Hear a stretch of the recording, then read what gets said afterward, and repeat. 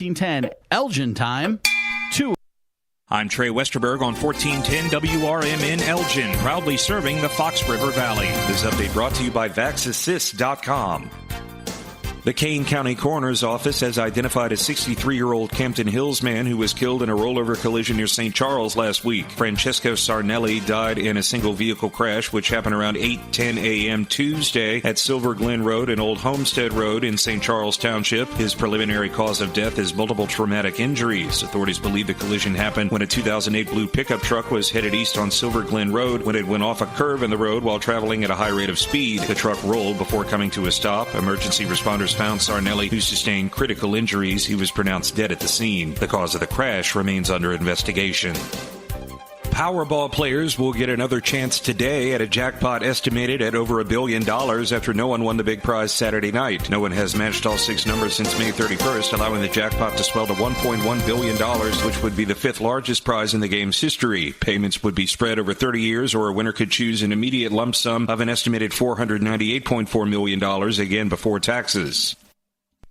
Warehouse 55, a popular vintage store in Aurora, is relocating to Batavia. Known for its well-curated mix of modern, contemporary, and antique decor and furnishings, Warehouse 55 will bring nearly 50 dealers to 161st Street in October. Manager Mindy Schloss says the business grew from 1 floor to filling 2 at 55 South Lake Street in downtown Aurora. The new digs span 8,000 square feet on 1 level. Warehouse 55 opened in September 2019 with 30 vendors after owner Mark Allen Schuldine came across the space in the historic Aurora building. The business expanded within 5 years to maintain about 50 vendors and a second boutique location in Chicago's Westtown neighborhood.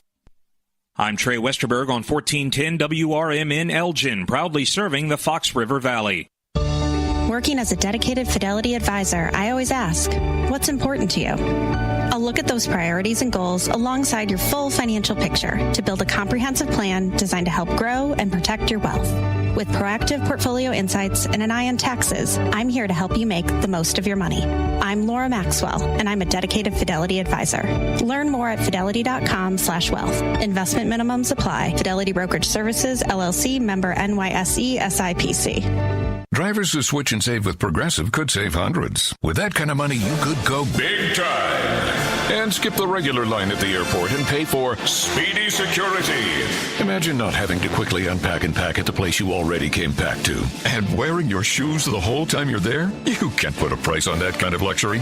Well, actually you can, and you paid for it. Switch to Progressive and you could save big time for speedy security. Progressive Casualty Insurance Company and affiliates, not available in all states. Potential savings will vary. From the pages of the Elgin newspapers of 100 years ago today, these are the headlines brought to you by the Elgin History Museum. I'm Nick Freeman, and here's what was happening in Elgin, our fair city, on September 2nd, 1925. Faye Seafort, a 17-year-old farm employee west of Elgin, was under arrest in Chicago today, facing charges of larceny brought by Mrs. Belva Gartner, Chicago woman, who says the girl stole rings valued at $250 while acting as her maid. Miss Seafort vanished with the jewelry 2 weeks ago, Mrs. Gartner alleges. The girl was arrested at her home near Marengo, where she was trailed by Mrs. Gartner and Chicago detectives. The young girl was driving a team attached to a hay wagon when discovered by the detectives. Mrs. Gartner, by the way, was last year acquitted of the murder of Walter Law, an alleged ex-lover and married man, as the pair. This is Sarah Silver with your Fox Valley forecast. This afternoon, mostly sunny with a high near 80, temperatures falling to around 78. Tonight, partly cloudy with a low around 58. Tomorrow, a strong chance of showers and thunderstorms, partly sunny with a high near 74. Currently, it is 76 with clear skies. I'm Sarah Silver on the Talk of the Town, WRMN.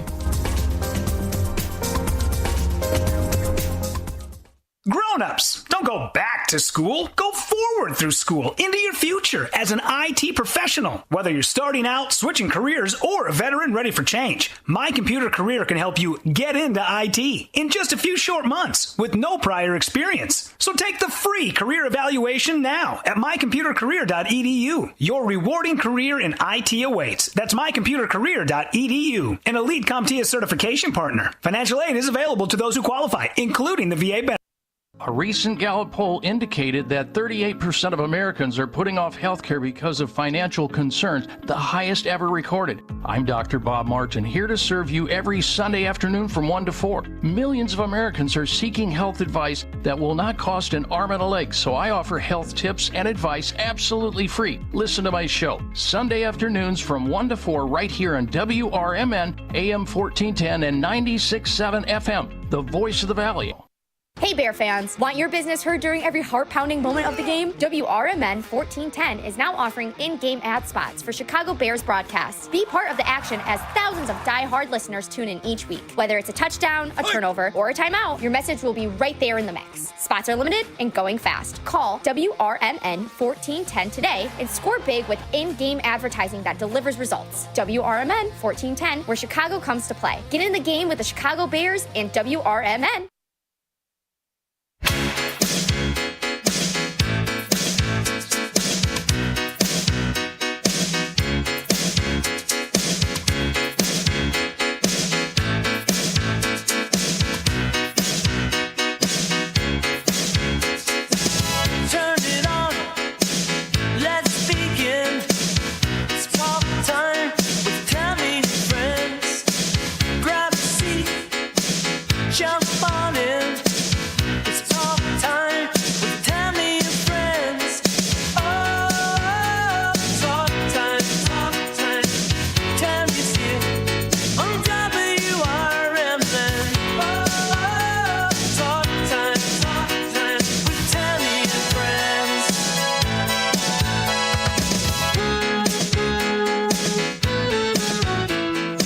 Welcome in, everybody. It is Talk Time with Tammy and Friends here on Fox Valley Afternoons. We appreciate you tuning in with us today on what is it? Could be a Taco Tuesday. It could be. Could be. I don't know. I'm not doing tacos tonight. Are you doing tacos? No. How about you? Nancy's joining us from Dallas, Texas. Matthew is here pushing buttons.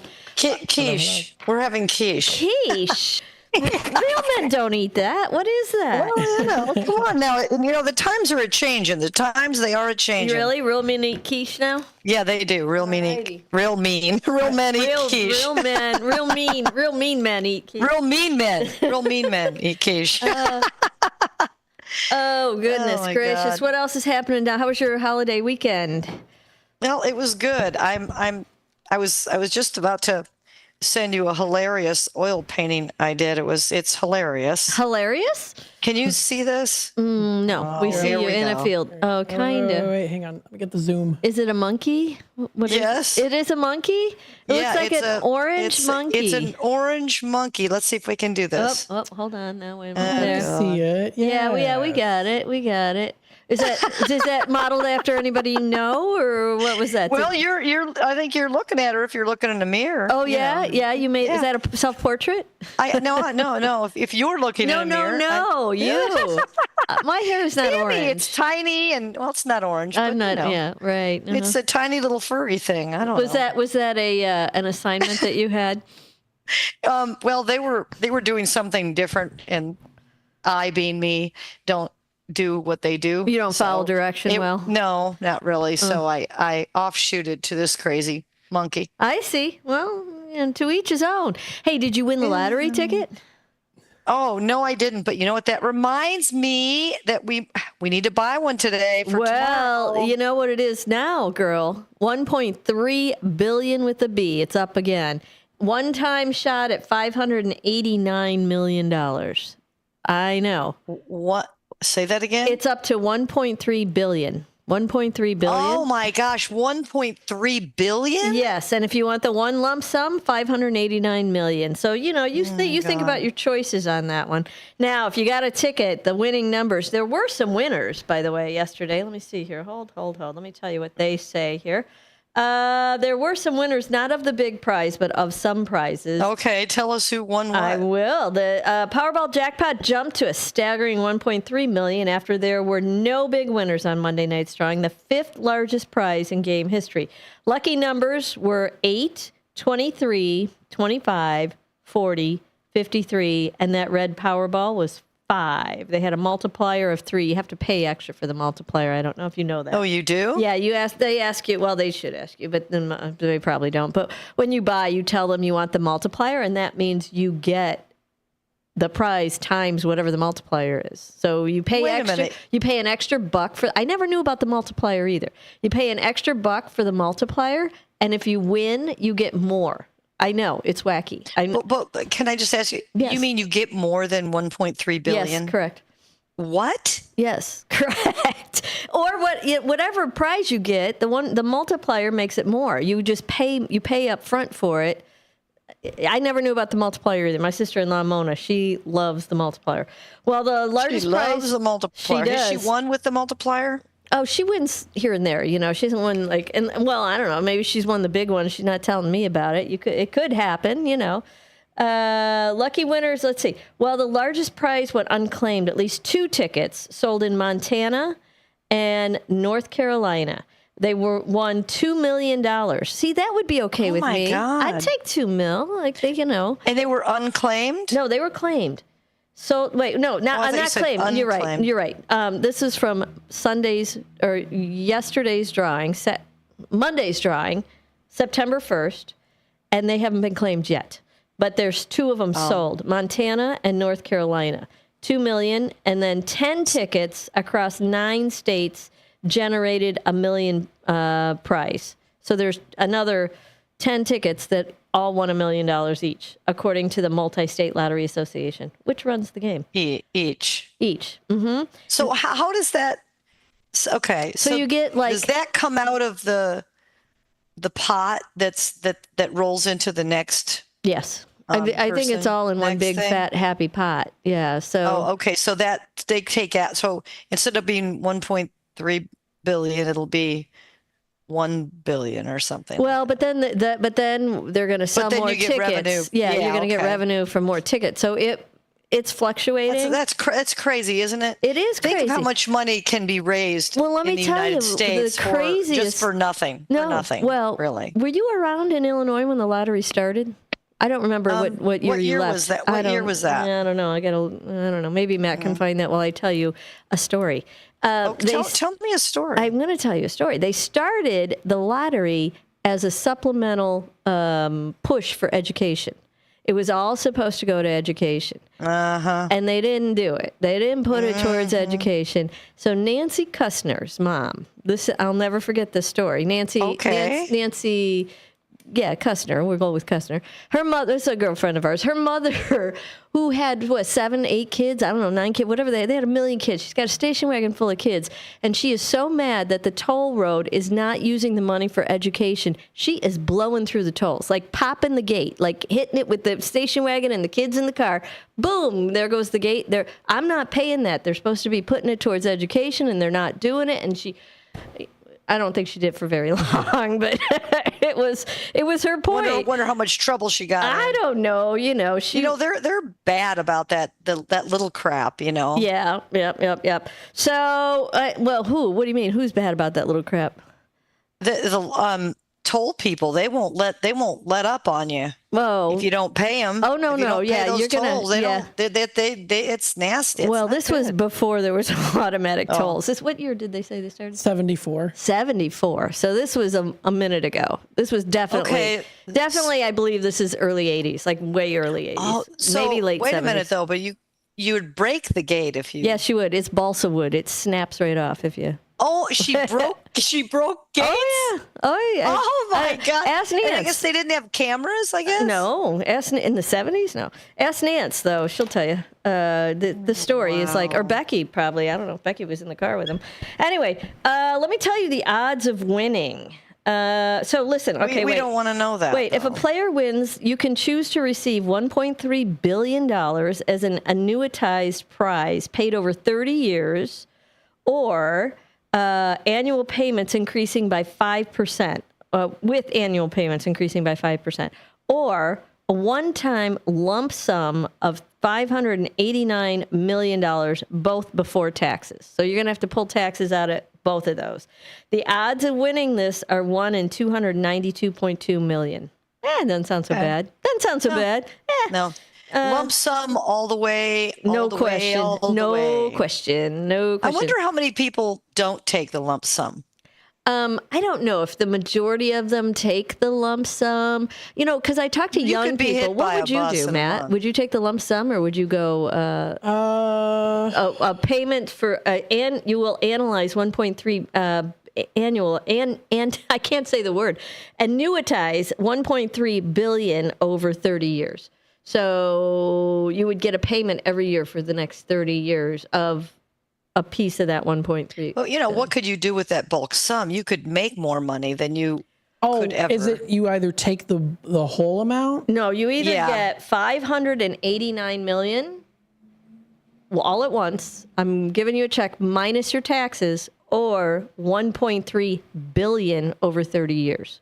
Yeah, but you still have taxes out of that. Yeah, you take taxes out of it. Each year you take taxes out of it. Yeah. So it's going to be the same. No, Well, it's nowhere near the same. Not the same. Oh, because you're going to be a different, nowhere near. Yes, it will be. Yes, you will, because the tax bracket, they don't go up as you get more billions of dollars. There's no guarantee, unfortunately, in this country. There's no guarantee I'm going to live for 30 years. Well, that's kind of the point. That's kind of the point is. But I mean, I think the tax bracket is 37%. That's tops. You don't go higher than that.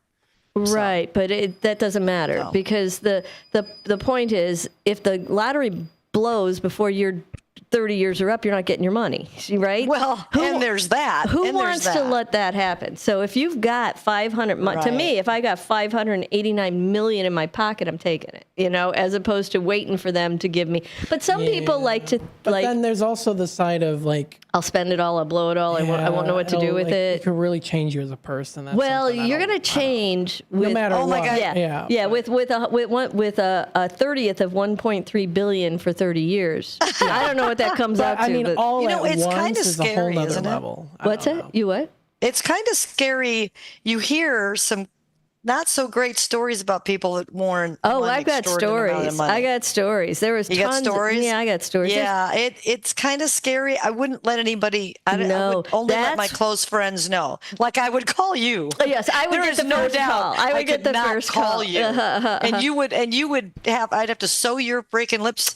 Oh, you mean I couldn't talk about it on the air or anything like that? I couldn't let everybody know. I would only tell a couple people. That's it. That's what this. So there's an attorney who he's a lottery winning attorney. That's all he does. I don't know. Wow. I don't know how the heck you get that job.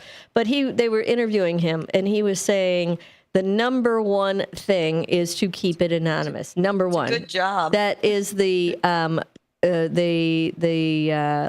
ticket for success. If you win the lottery, don't tell everybody you won the lottery. But now certain states require that your name is published.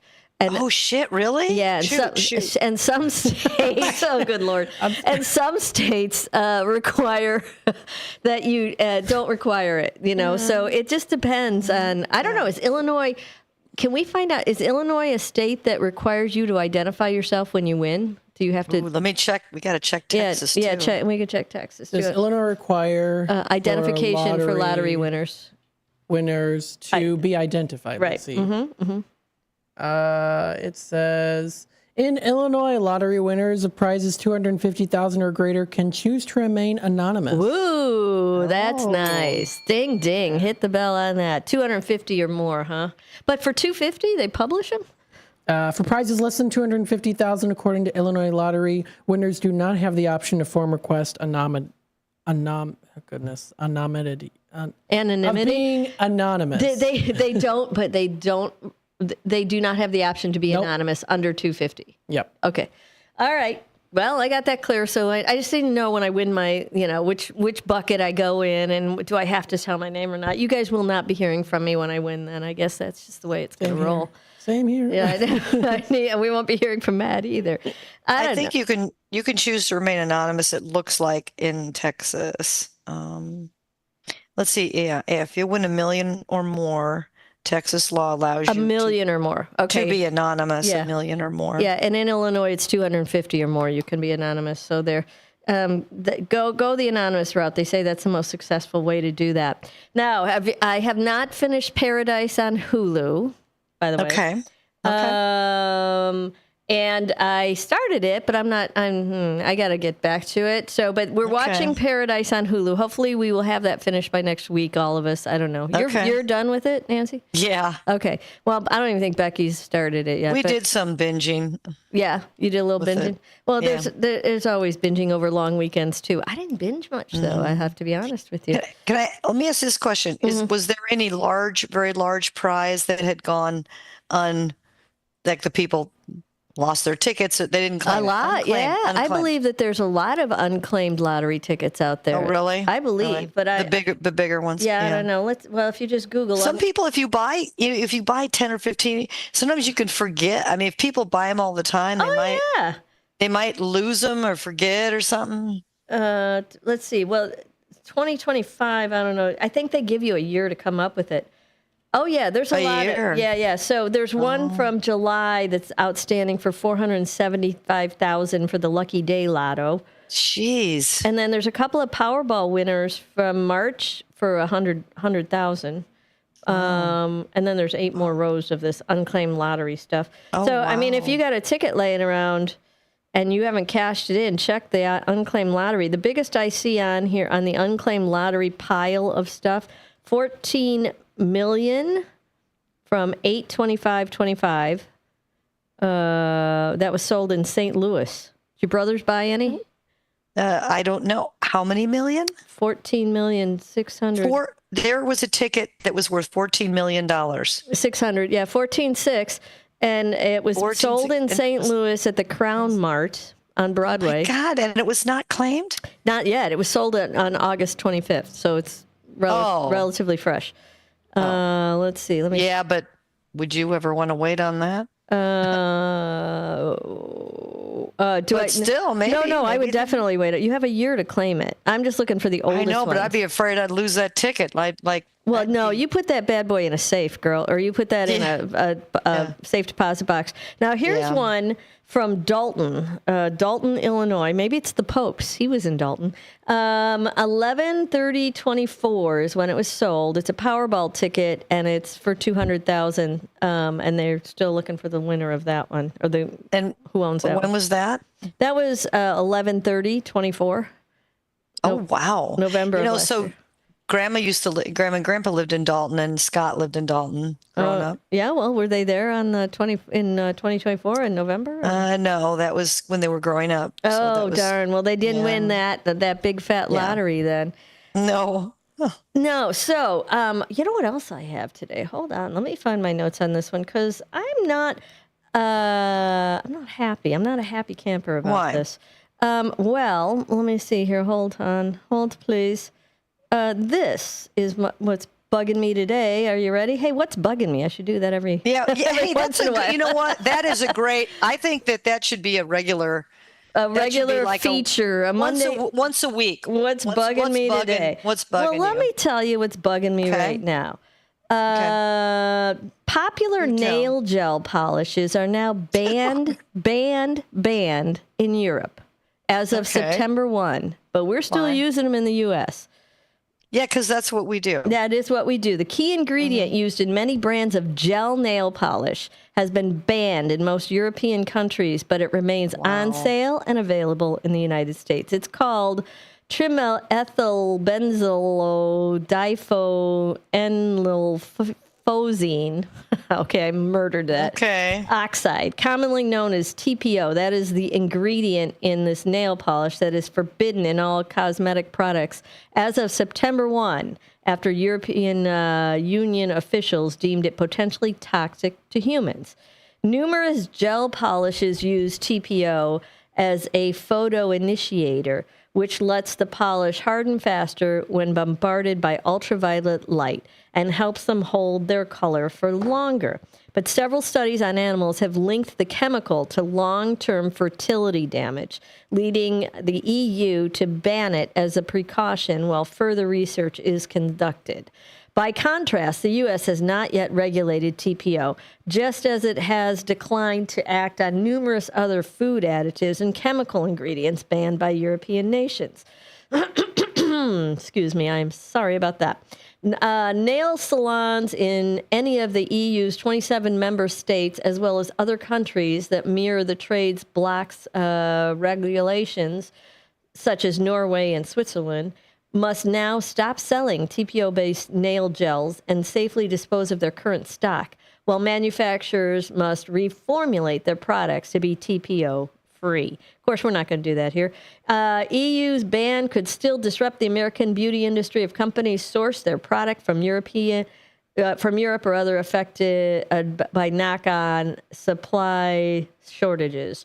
Those that reformulate their gels in Europe may do the same in the U.S. in order to avoid making two separate versions of the product. The ban could also prompt U.S. regulators or state governments into taking action. Yeah, I doubt it.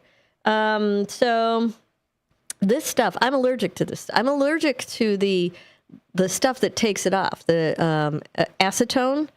Oh. Yeah, very allergic. So I have to find Russian nail girls. They do it the Russian method, which is dry. It's all dry, and they don't use any chemicals on it. Well, they use the chemical to put it on, but they don't use chemicals to take it off. They have different methods to take it off. How do they do that? Well, they do it differently. They put it on. They put the clear coat on first, closer to your nail, and then they put the color on top, and then another clear, so that they take it off with a little file, and they don't get your nail. They just get to the color. You know, I've been doing it for years. They're much better for me than that. I can't do the chemicals. It just makes I break out. It's awful. So if you're a regular, get your nails done regularly. Be careful of that stuff, because I don't think it's good.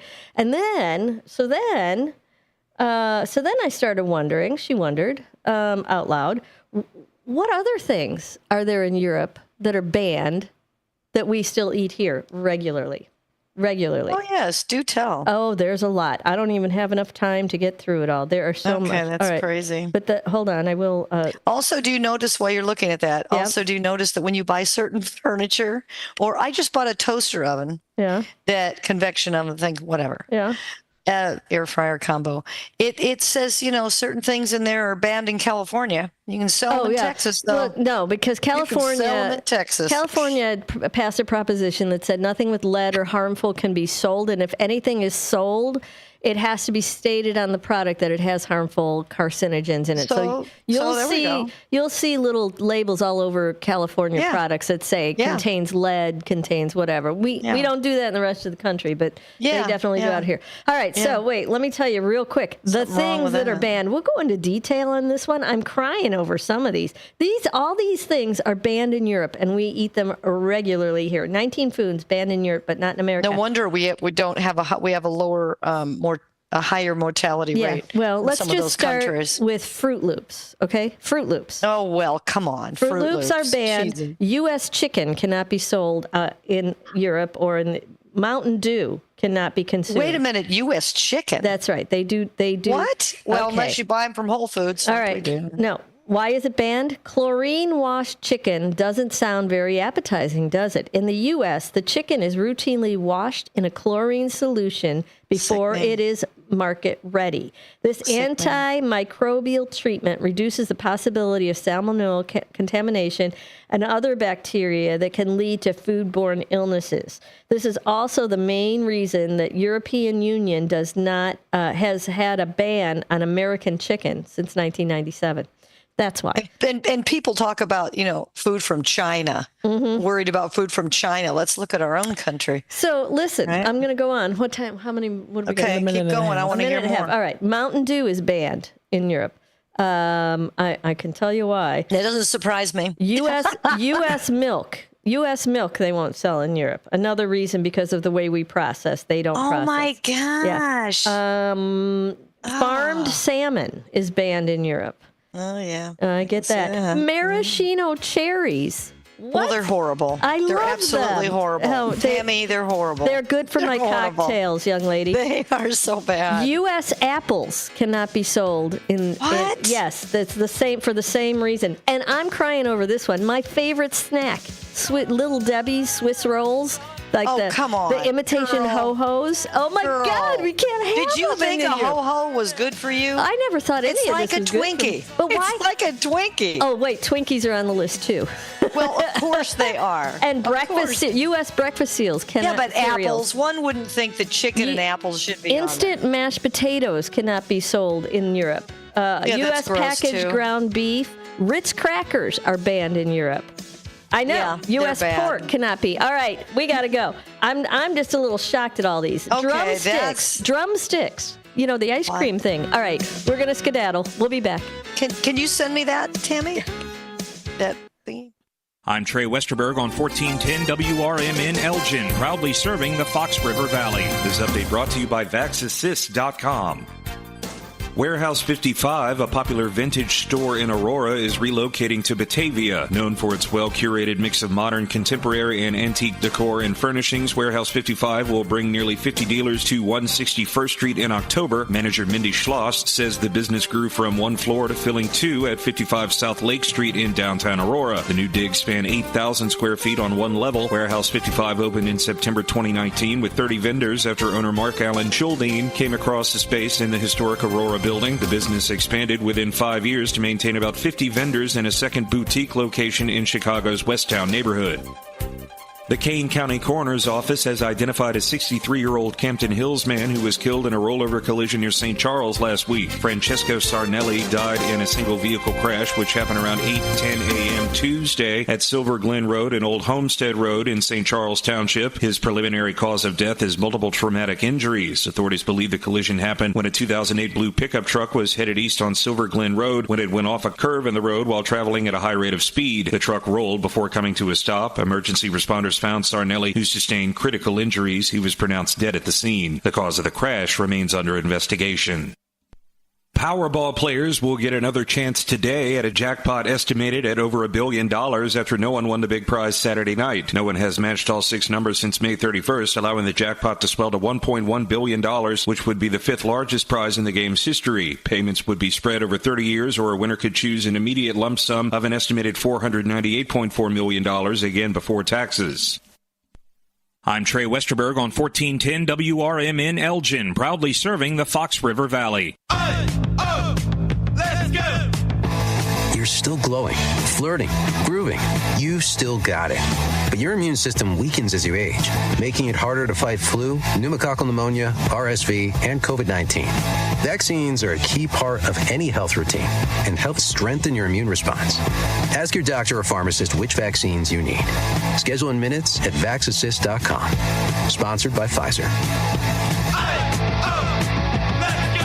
Hi, it's me, Flo, here to tell you that with the Progressive Home and Auto Bundle, you get 24/7 protection, so you're covered no matter where the day takes you. Even I added too much water to the pizza dough day? Yep. How about getting a call from my daughter to pick her up at the airport because her boyfriend is unreliable day? Especially that day. What about finding out that one of my pipes suddenly burst in my basement day? Progressive has every day covered 24/7 with the Home and Auto Bundle. Also, you have a lot of bad days. Oh no, that was all the same day. At least you're covered with Progressive. Progressive Casualty Insurance Company, affiliates, and other insurers. Not available in all states.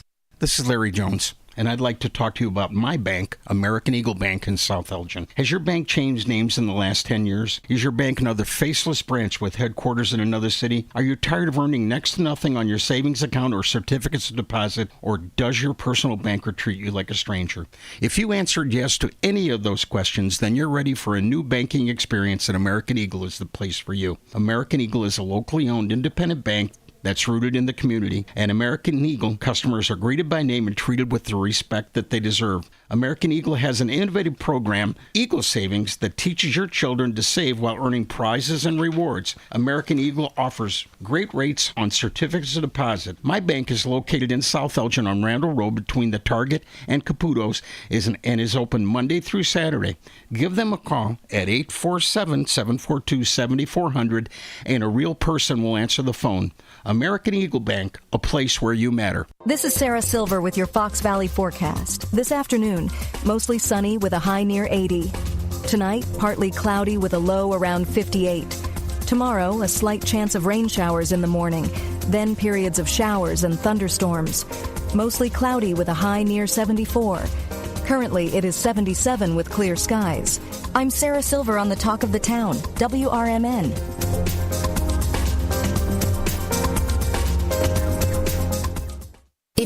hire, you know it takes time. Well, what if you could meet with qualified candidates the very next day? Now you can with Zip Intro from ZipRecruiter. You simply pick a time and it does all the work of finding and scheduling qualified candidates for you. Then you choose who you want to talk to and meet with great people on back-to-back video calls as soon as the next day. Try Zip Intro for free at ZipRecruiter.com/free. Zip Intro. Post jobs today. Talk to qualified candidates tomorrow.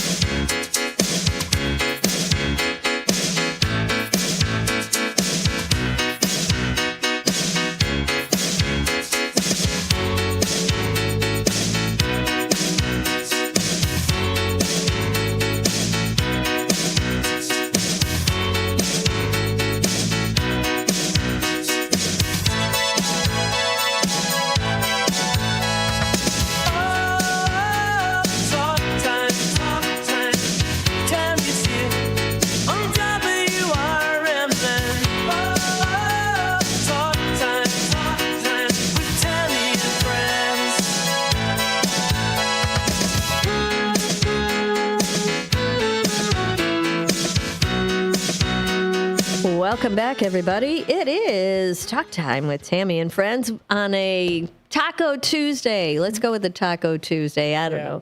There's no tacos at my house. It's going to be a Turkey Tuesday at my house. Ooh, or Sloppy Joe's. I'm vacillating between the two. I could do either, actually. Probably sloppy Joe. Yeah, Sloppy Joe might be joining us at the dinner table tonight, and then maybe not a Turkey Tuesday. It might be a Turkey Wednesday. We'll have to see, or a Sloppy Joe Wednesday. I don't know. We'll have to see. No, Nancy, I'm sorry we had to cut you off before the break. You wanted Tammy to send you something? I sent it to her. She got it. I emailed. Just with the crazy things that are banned. She wanted to get that list of things that are banned in the U.S. but are banned in Europe, but are still being consumed in the U.S. Skittles is on that list, girl. Well, of course it is. Oh, no, some of the stuff is like, well, duh. Yeah, but no, Nance, because we have Starburst here. We have Skittles. Yeah, those are bad too. I know, but you can buy those in Europe. You can buy Starburst in Europe, but you can't buy Skittles.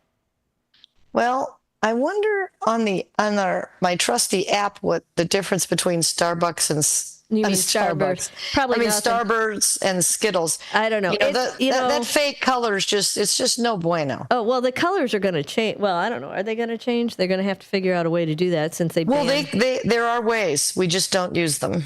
Well, we're gonna because they're banning the colors here, right? So no more red. They're trying to do that, yeah. I think it's done, isn't it? I mean, I thought they banned red. They banned red dye number 4 years, 20 years ago. Yeah, number 2 isn't it red dye? So red dye 2? I guess there's some more, or 3 or 4. I don't know what number it is. Hey, Tammy, then they're going to come. Then they're going to come out with red dye number 8, and that'll go around for a while.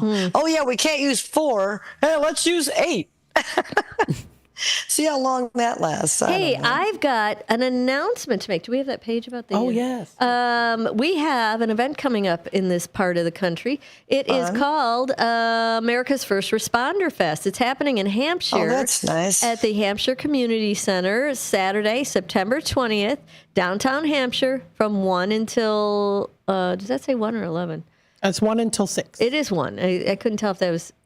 There's a line here. Oh, that's just a design element, I guess. Rain or shine, it's happening. Stage presentations, first responders, recognition, live entertainment. Rick Lindy and the Wild Ones will be playing. Mix Company, MIXX Company Band, and Canyon Arrow Light featuring Tim and Joe. Now, there's going to be a classic car show presented by Gilbert Eagles Club number 1047. And additional attractions include vendor booths, food trucks, kids' activities, and a live broadcast from WRMN. Mr. Matthew will be there with a microphone and ready to rumble. Nice. Let's see. And we have raffle tickets here. If you want to support the cause, we are selling America's First Responder Fest 50/50 raffle tickets. The drawing will be live on September 20th, and the proceeds go to benefit Canines for Veterans, Illinois Peer Support Team, Fire and Police, and True Patriots Care. These are $10 tickets. You can buy them here at the station. come on in or give us a jingle. 847, what's our number? 741-7700. I knew that was it. 847-7700. You can reach out to me too. Yeah, or Matthew or can Dean or help you. Any of us can help you. Just come on down, get yourself some of these. These are $10 a piece, and the prize. What is the prize?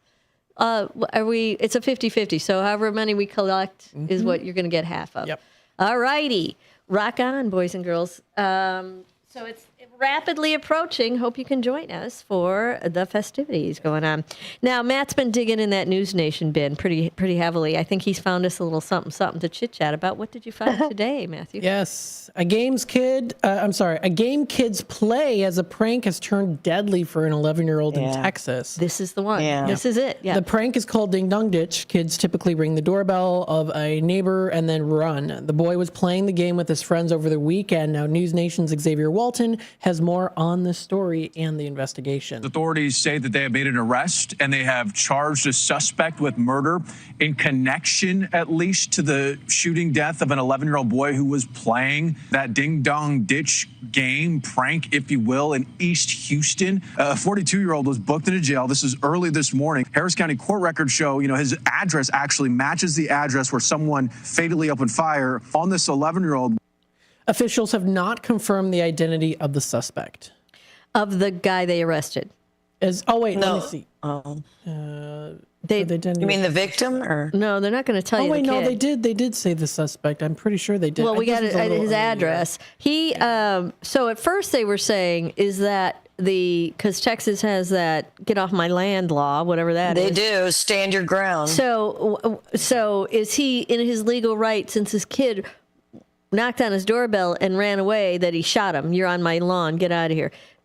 Is that even a thing in Texas? Would they acknowledge that? Because right now it sounds like they got him for murder, which I believe they should. No, because first of all, he's running away. Of course, Second they shot of all, him in the he back. didn't. He rang the doorbell. He didn't beat down the door and try to get in the house. He rang a doorbell.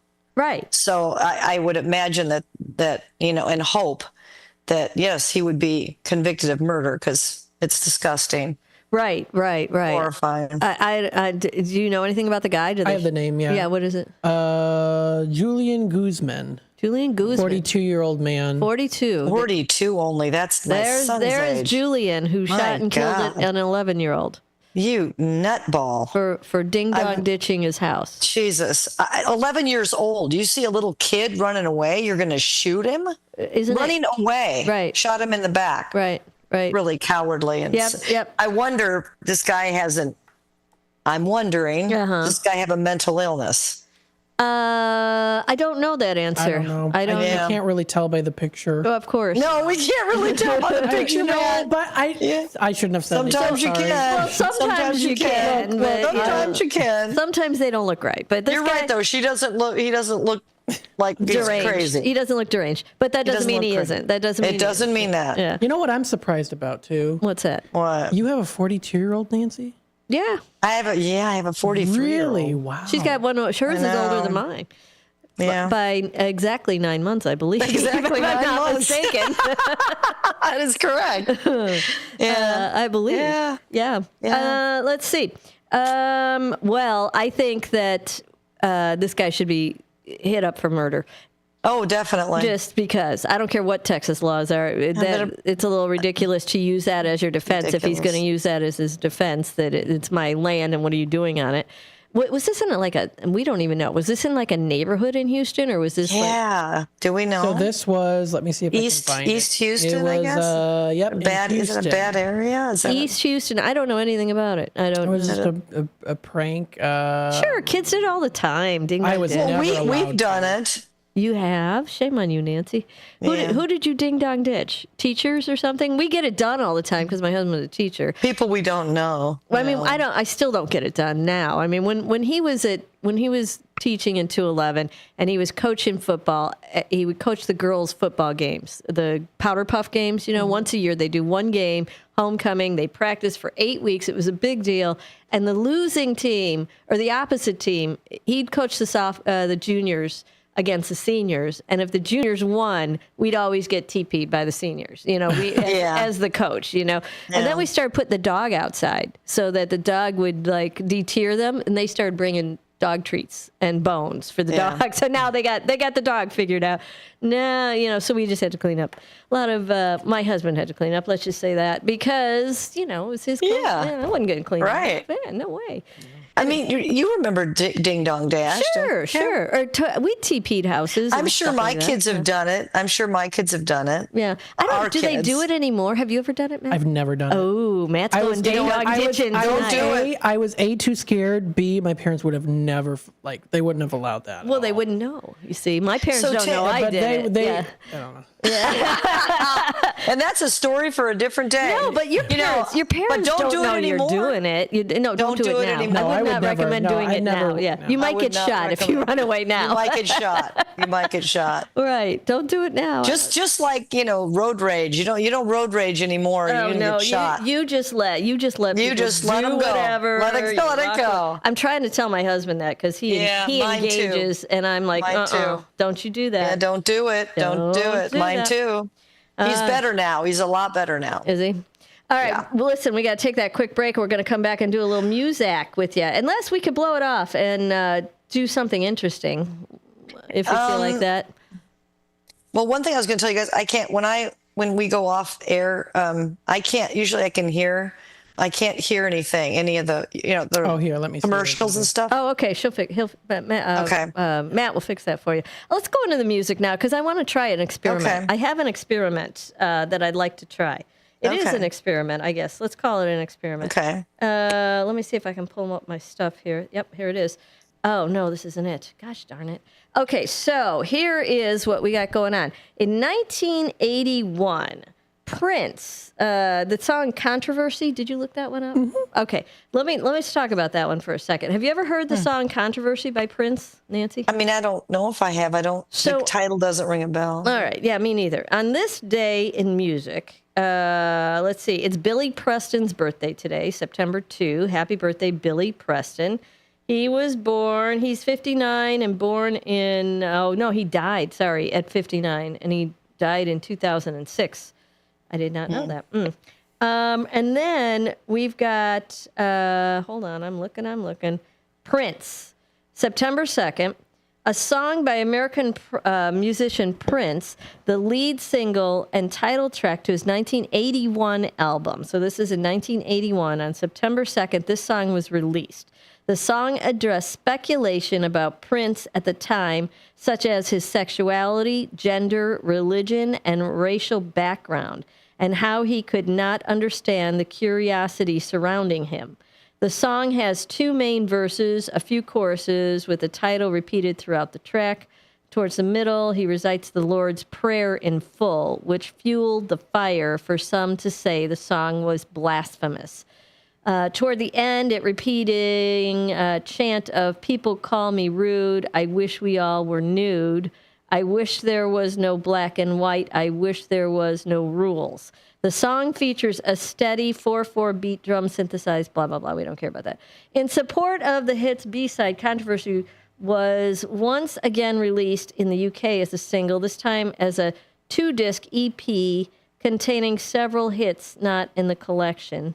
Controversy is considered Prince's breakthrough in Australia, where it peaked at number 15. In the U.S., Controversy peaked at number 3 on the Soul Singles chart and number 70 on the Billboard Hot 100. And let me tell you, it's pretty awful. Is it pretty awful? Well, I listened to it today, and I'm like, I have never heard of the song. That's because it didn't hit. It was number 70 on the out of 100. But Matt's going to play a little bit. No, we're not going to play much. What year? 81. Mm-hmm. Now, see, if we had to buy albums, you probably would have heard it because it was would have been part of the deeper cut. So yeah, I do have a Prince album, but I don't have that one. But here, let's have a listen. If you want. Okay. Here it is. Okay.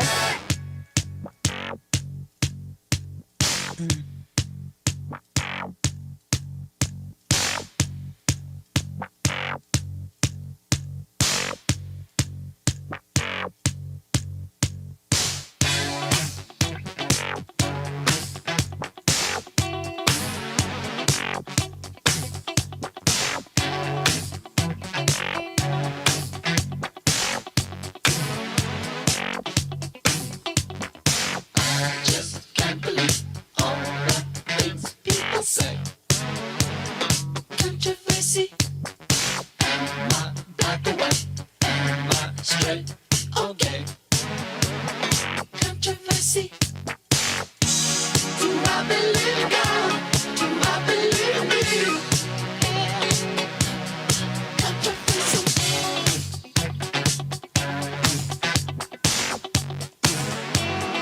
Controversy.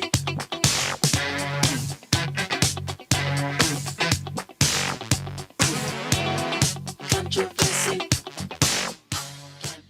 Okay, that was pretty bad. Controversy? Uh-huh. Kind of catchy.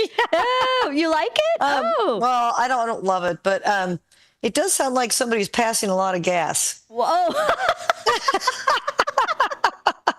Now that never occurred to me. Yeah, all the time, all throughout the song. Yeah, well, now that you mention it, I do get it. To me, I it do. sounded more like a buzzing bee kind of. See, Matt would like to. Yeah, you should hear Nancy though. She maybe sounds like that. I don't know. Who knows? Hey, watch yourself, young lady. All right, let's move on. On this date, September 2nd. Let's see. We're talking. Let's see. 72 has got my first song in it. I don't really have any birthdays today, by the way. Anyway, 19. Well, let's go with the Doors. In 1965, on this date, recorded their first demo at World Pacific Jazz Studios in Los Angeles, where they cut 6 Jim Morrison songs on this day.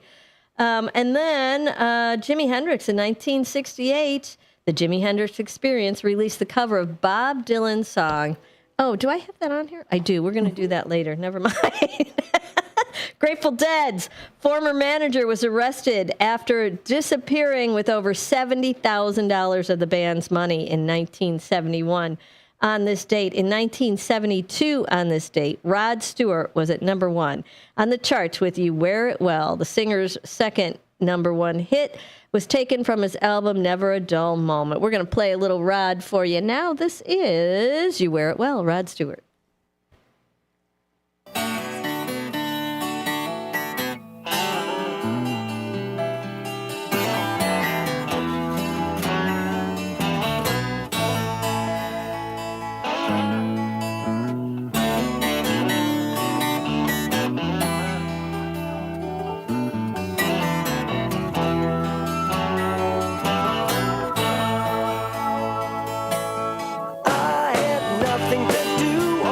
Hot afternoon, but to settle down and write you a line. I've been meaning to phone you, but from Minnesota. Hell, it's been a very long time. You wear it well, a little old-fashioned, but that's alright. Well, I suppose you're thinking, I bet he's sinking, or he wouldn't get in touch with me.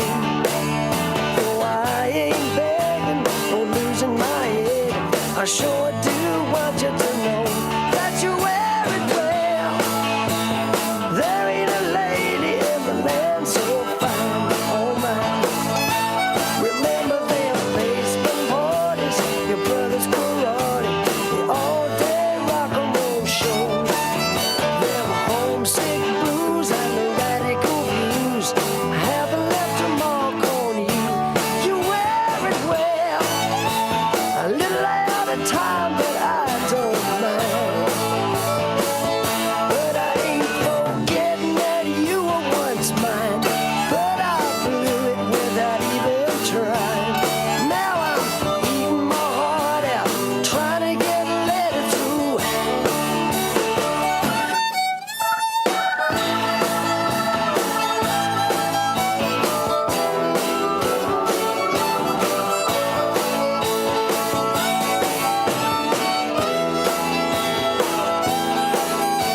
Since you've been gone, it's hard to carry on. I wanna write about the birthday gown that I bought in town. When you sat down and cried on the stairs, you knew it didn't cost the earth, but for what it's worth, you made me feel a millionaire, and you wear it well. Madam O'Nass has got nothing on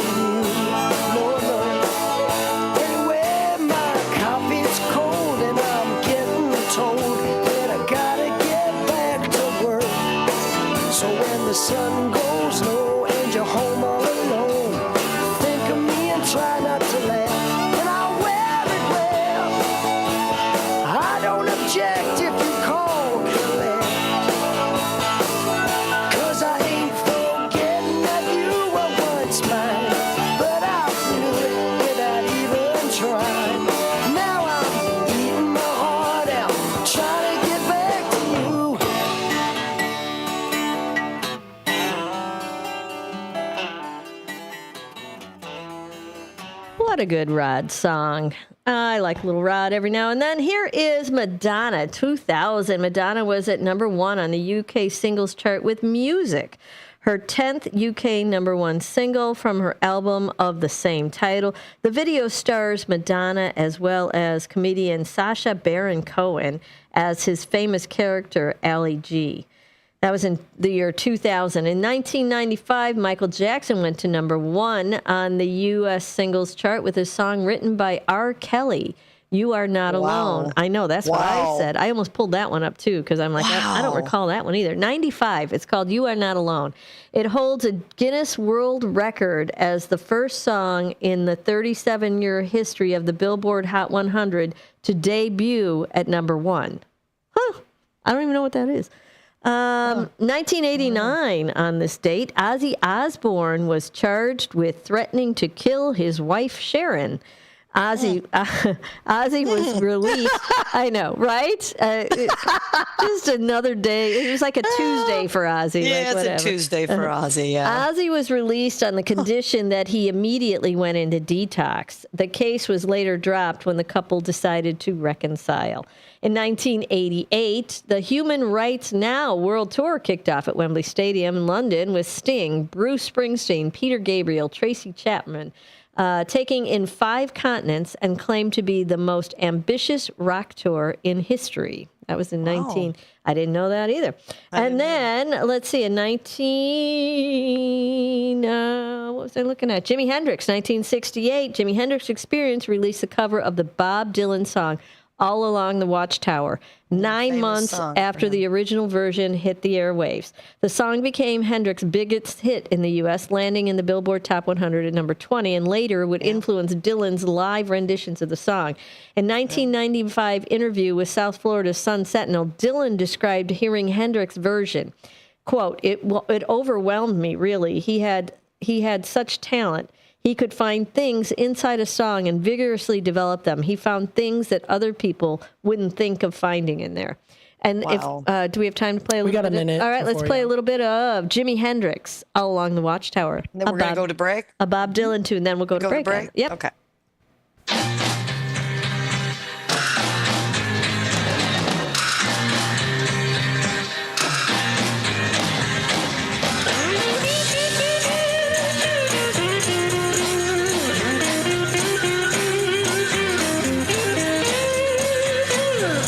Must be some kind of way out of here. Say the joker to the thief. There's too much confusion. I can't get no relief.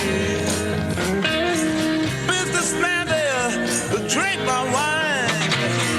Plowman, dig my earth. None will ever own the mine. Nobody of it is worth. Hey,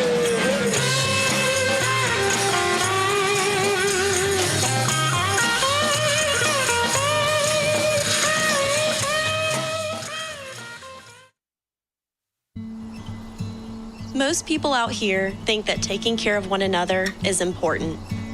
And most people would step up for a neighbor going through a tough time. Most people around here help out friends and family when they need it. But the funny thing is, most of us won't look for help when we need it. If you're struggling with mental health, you should know that there are resources out there that can help. And it's okay to talk about it if you need to. One place to get started with information is loveyourmindtoday.org.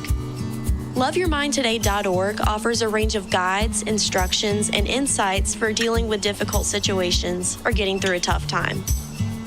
If you're struggling with mental health, get the help you need, because most people out here really care. Visit loveyourmindtoday.org. That's loveyourmindtoday.org. Brought to you by the Huntsman Mental Health Institute and the Ad Council. Your hometown radio station since 1949. We are WRMN AM 1410, Elgin time, 3 o'clock. I'm Trey Westerberg on 1410 WRMN Elgin, proudly serving the Fox River Valley. This update brought to you by VaxAssist.com. Warehouse 55, a popular vintage store in Aurora, is relocating to Batavia. Known for its well-curated mix of modern, contemporary, and antique decor and furnishings, Warehouse 55 will bring nearly 50 dealers to 161st Street in October. Manager Mindy Schloss says the business grew from one floor to filling two at 55 South Lake Street in downtown Aurora. The new digs span 8,000 square feet on one level. Warehouse 55 opened in September 2019 with 30 vendors after owner Mark Allen Schuldine came across the space in the historic Aurora building. The business expanded within 5 years to maintain about 50 vendors and a second boutique location in Chicago's Westtown neighborhood. The Kane County Coroner's Office has identified a 63-year-old Campton Hills man who was killed in a rollover collision near St. Charles last week. Francesco Sarnelli died in a single-vehicle crash, which happened around 8:10 a.m. Tuesday at Silver Glen Road and Old Homestead Road in St. Charles Township. His preliminary cause of death is multiple traumatic injuries. Authorities believe the collision happened when a 2008 blue pickup truck was headed east on Silver Glen Road when it went off a curve in the road while traveling at a high rate of speed. The truck rolled before coming to a stop. Emergency responders found Sarnelli, who sustained critical injuries. He was pronounced dead at the scene. The cause of the crash remains under investigation. Powerball players will get another chance today at a jackpot estimated at over $1 billion after no one won the big prize Saturday night. No one has matched all six numbers since May 31st, allowing the jackpot to swell to $1.1 billion, which would be the fifth largest prize in the game's history. Payments would be spread over 30 years, or a winner could choose an immediate lump sum of an estimated $498.4 million, again before taxes. I'm Trey Westerberg on 1410 WRMN Elgin, proudly serving the Fox River Valley. Let's go! You're still glowing, flirting, grooving. You still got it. But your immune system weakens as you age, making it harder to fight flu, pneumococcal pneumonia, RSV, and COVID-19. Vaccines are a key part of any health routine and help strengthen your immune response. Ask your doctor or pharmacist which vaccines you need. Schedule in minutes at vaxassist.com. Sponsored by Pfizer. Hi, it's me, Flo, here to tell you that with the Progressive Home and Auto Bundle, you get 24/7 protection, so you're covered no matter where the day takes you. Even I added too much water to the pizza dough day? Yep. How about getting a call from my daughter to pick her up at the airport because her boyfriend is unreliable day? Especially that day. What about finding out that one of my pipes suddenly burst in my basement day? Progressive has every day covered 24/7 with the Home and Auto Bundle. Also, you have a lot of bad days. Oh no, that was all the same day. At least you're covered with Progressive. Progressive Casualty Insurance Company affiliates and other insurers. Not available in all states. I'm Trey Westerberg on 1410 WRMN Elgin, proudly serving the Fox River Valley. This update brought to you by VaxAssist.com. The Kane County Coroner's Office has identified a 63-year-old Campton Hills man who was killed in a rollover collision near St. Charles last week. Francesco Sarnelli died in a single-vehicle crash, which happened around 8:10 a.m. Tuesday at Silver Glen Road and Old Homestead Road in St. Charles Township. His preliminary cause of death is multiple traumatic injuries. Authorities believe the collision happened when a 2008 blue pickup truck was headed east on Silver Glen Road when it went off a curve in the road while traveling at a high rate of speed. The truck rolled before coming to a stop. Emergency responders found Sarnelli, who sustained critical injuries. He was pronounced dead at the scene. The cause of the crash remains under investigation. Powerball players will get another chance today at a jackpot estimated at over $1 billion after no one won the big prize Saturday night. No one has matched all six numbers since May 31st, allowing the jackpot to swell to $1.1 billion, which would be the fifth largest prize in the game's history. Payments would be spread over 30 years, or a winner could choose an immediate lump sum of an estimated. This is Sarah Silver with your Fox Valley forecast. This afternoon, mostly sunny with a high near 80. Tonight, partly cloudy with a low around 58. Tomorrow, a slight chance of rain showers in the morning, then periods of showers and thunderstorms. Mostly cloudy with a high near 74. Currently, it is 77 with clear skies. I'm Sarah Silver on the Talk of the Town, WRMN.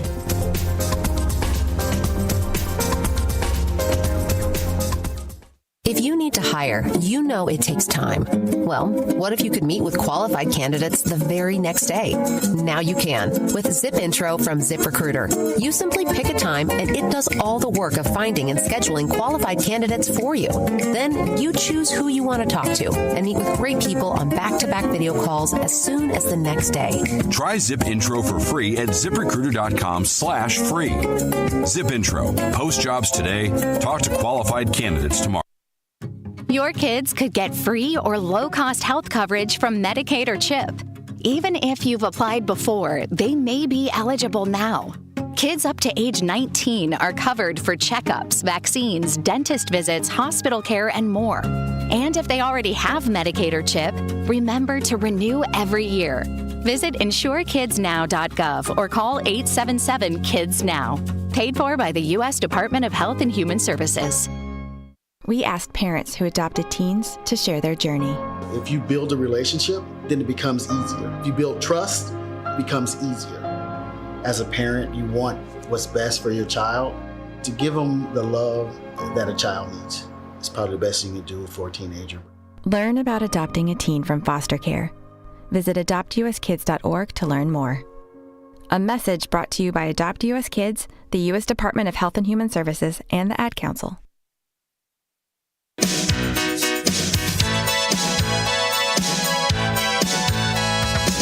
Step right up, take a seat. It's talk time with Tammy and friends. Feel the vibe, catch the beat. It's talk time with Tammy and friends. Oh, talk time, Tammy's here on WRMN. Oh, talk time with Tammy and friends.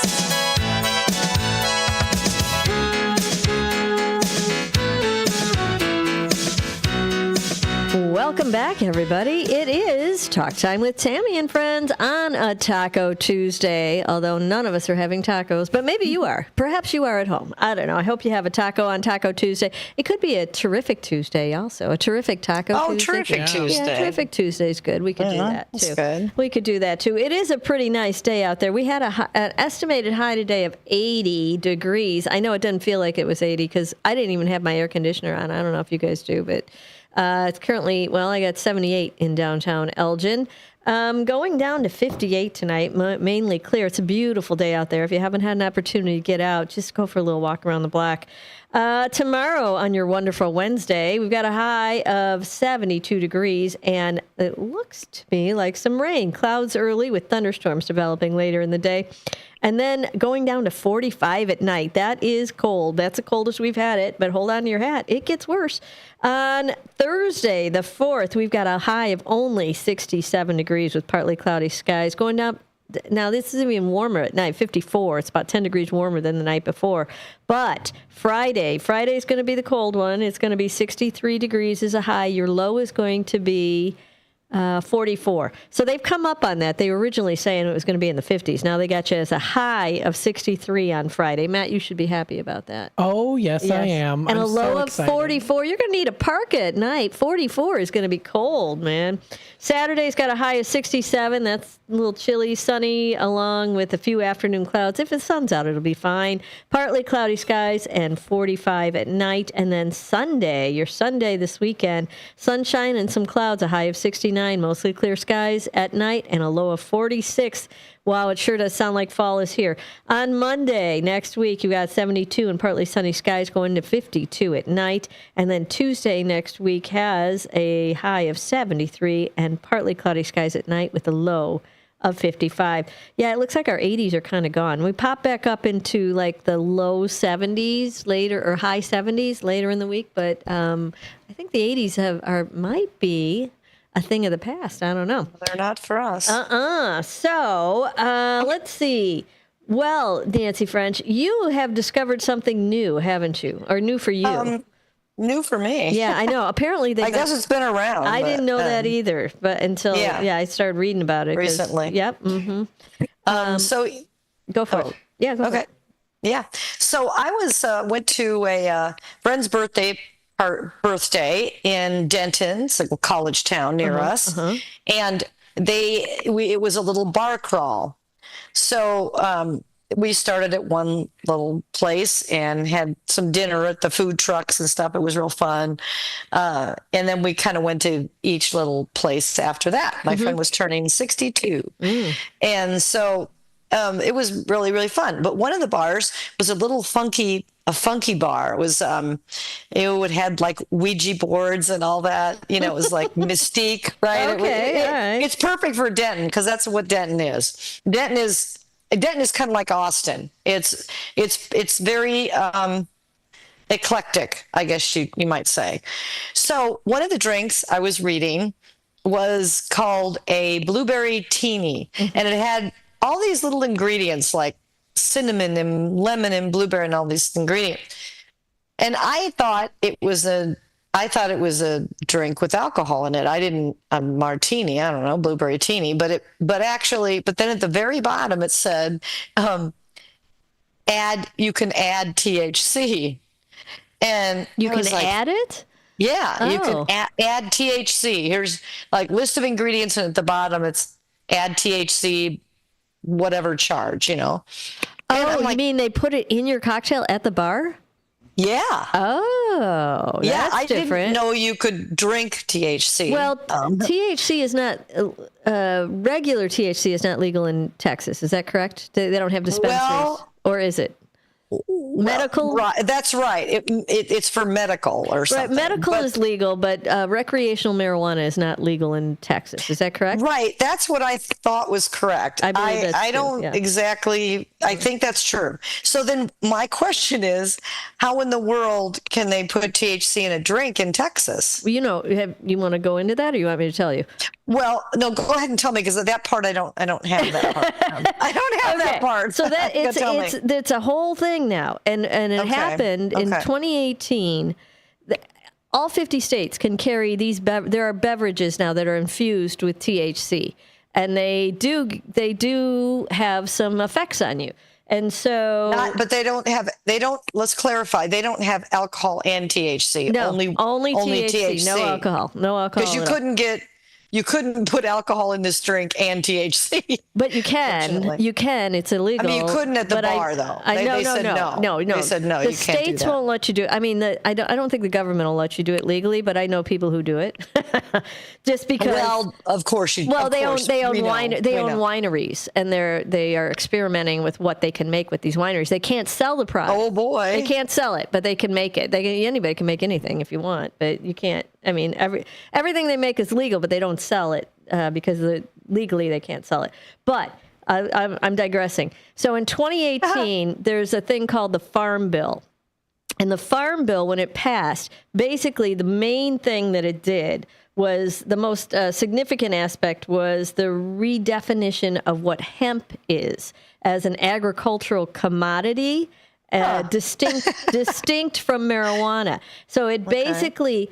It's kind of like a loophole that legalized hemp in all 50 states for recreational use, basically. Establishing a new regulatory system under the USDA for its cultivation, processing, and marketing.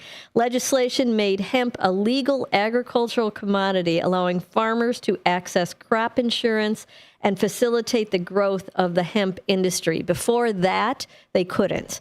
So this Farm this Farm Act made hemp an agricultural commodity. So, but hemp isn't THC. No, but hemp has THC in it. Does all hemp have THC? No, you can take it all out. You can take because I mean, there's hemp everything, right? Right. I have a purse made out of hemp. They're perf, right? Yeah. There's hemp everything. Yeah, you can dry clothing, whatever. Yeah, that kind of stuff. So that's my understanding of that. Okay. Okay, that's the Farm Bill. Okay, I didn't know that, 2018. Mm-hmm. Okay. Well, I had never, ever seen any restaurant, any bar that I've ever been in or restaurant. I've never seen that infused ever drinks before. Yeah. No, never. Yeah. And I think the infused drinks are new, aren't they? Well, are they new? I thought they were, because I saw one for the first time this last weekend. I was like, what is that? Like, what, my daughter was drinking one. I'm like, where did you get that? She's like, Binny's. Oh, they sell them at Binny's now. And they have a whole slew of them. In fact, Bon Appetit. But you haven't seen them. When they started that? I didn't look that 2 years ago, I found it. 2 years. I'm sorry. This article, actually, before that, this article is from April 17th, 2024, in Bon Appetit. They are. Oh, and Bon Appetit. I love that magazine. I love that magazine. Is ranking their favorite hemp drinks, and they. Oh, how funny! They call them hemp drinks. They call them. There is a name for it. Let's see. Best THC drinks that taste as good as they make you feel. Here are some of our favorite thirst-quenching, brain-calming cans of hemp-derived THC, including Then they have like different varieties of what they sell out there. But they rated them and they told you what they like. And so, okay. Oh, that's pretty funny. They learned about the new wave of cannabis-infused beverages, now recreationally legal in 24 states and counting, with hemp-derived THC products fully legal in all 50 states, thanks to the 2018 Farm Bill. So so we don't know exactly when, but a couple of years ago, you're thinking. Yeah. Okay. It's been a while, but there's 2 different products out there. Okay, so you do want to, you do want to know where you're getting your THC and what that's comprised of, because from what I've been looking at is the use of Delta 9 THC. That is a different THC than your run of the mill. Well, that marijuana THC. Isn't that Delta 9 the one that they're worried about in gas stations that they want to get out? Yes, it's correct. Like dangerous. So I'll tell you more. Yes, it's not good. The use of Delta 9 THC, the main psychoactive component of cannabis, carries several potential risks and side effects, especially in high doses and long-term use. While some people experience therapeutic benefits, others encounter physical and mental health issues. The potential harms can vary depending on the product's quality, which can be unregulated. So the problem too with some of these infused stuff is I don't know how regulated it is at this time, but some of the potential health risks include anxiety and paranoia, cognitive impairment. Short-term use can cause temporary issues with memory, concentration, and coordination. And I do know a young person that was using a Delta 9 for a while that had all this stuff. Yeah. It was not good. Also there's something else called Krypton.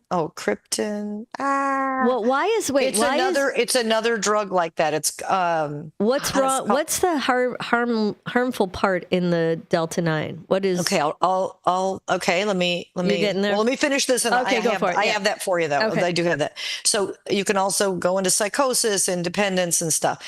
Also, physical effects would be cardiovascular strain. THC can cause rapid heart rate and fluctuations in blood pressure, increasing risks of heart attacks and stuff like that. Also, respiratory problems, seizures, especially with Delta 9. People have had seizures. So those are some crazy. And so what they said is there are regulatory and safety concerns. Unregulated products, many of the Delta 9 products, especially those sold outside the licensed dispensaries, are not regulated by the FDA. This can lead to mislabeling untested products and containing additives, residual chemicals, and inaccurate concentrations of THC. Misleading marketing as well. And let me get out of here real quick because I also wanted to talk. Okay, let me tell you about Delta. Did you ask about Delta 9, right? Well, I just want to know what's harmful in it. What is the? Is it the same? It's a hemp product then? A Delta 9? Is it a hemp product? I don't even know this. I don't know what it is at all. Yeah, I've just heard about it. I had it just a minute. Being very dangerous. Yeah, same. So wait, let me get back to this. Well, let's see here. Terms of Delta 9 and THC are often used interchangeably because Delta 9 is the primary psychoactive form of THC. Oh. So that's the active ingredient in THC, like the active found in cannabis. Well, THC is a general term for various compounds. Delta 9 is the most abundant one and is responsible for the classic high associated with marijuana. So somehow they've separated that and they sell that independently? I didn't. Yeah, that doesn't sound very legal. Right. I know. Right. So let's see. Which have different potencies. Edibles are okay. So there's Delta 9 and Delta 8 and Delta 10. Okay, so let me read you this real quick. Mm-hmm. It says, how do cannabis drinks differ from edibles? Because we all know, people know about the edibles. Mm-hmm. Edibles are foods containing cannabis, such as gummies, brownies, or cookies. The cannabinoids found in beverages are especially formulated to dissolve in liquid. This means they are more easily and rapidly absorbed in the body's tissues. Some people say they feel different effects within 15 to 20 minutes, which is a lot faster than a gummy. Here's the problem, people. Let me just throw this out here. Those products that you're drinking can take at least 30 to 90 minutes to take full effect. So what I'm telling you is, you think you're drinking a drink or two, and it's 5 milligrams or whatever is in there, is about what's in there. You think you're good, and then an hour later or an hour and a half later, you are not good. No, you're too high. Well, that's the problem with it. It's different than. Did that happen to the people you were with? Nobody had that drink. Oh, okay. Nobody had that drink. This says, when it comes to drinking cannabis, it's important to be mindful of dosage. Most dispensaries suggest that new consumers start with 2 to 5 milligrams of THC microdose. Check the required label on each can and wait until the effects have settled before pouring another. Well, you're talking an hour and a half. People don't wait an hour and a half. You only then you have feel water part of the effects in 15 to 20 minutes, but the full effect, the kick, doesn't happen for another hour and a half. I don't know if that's true. Who said? Well, it is true. I just read it in Harvard Health. Because this girl's saying that it kicks in 10 minutes. This like Bon Appetit lady. Like I said, it kicks in 15 to 20 minutes. The full effect of the drug does not kick in for 30 to 90 minutes, the full effect. You start to feel the effect after 15 to 20 minutes, but the full effect, doesn't kick in. And it's just like a gummy, right? Yeah, she's kind of explaining that water molecule that wraps around it and makes it more absorbent, and that's why you will feel this in 10 minutes as opposed to a gummy that could take an hour and a half, is what this article is saying. Right. So the problem with as I see, the problem with that is that people think that they're fine because it only partially kicked in.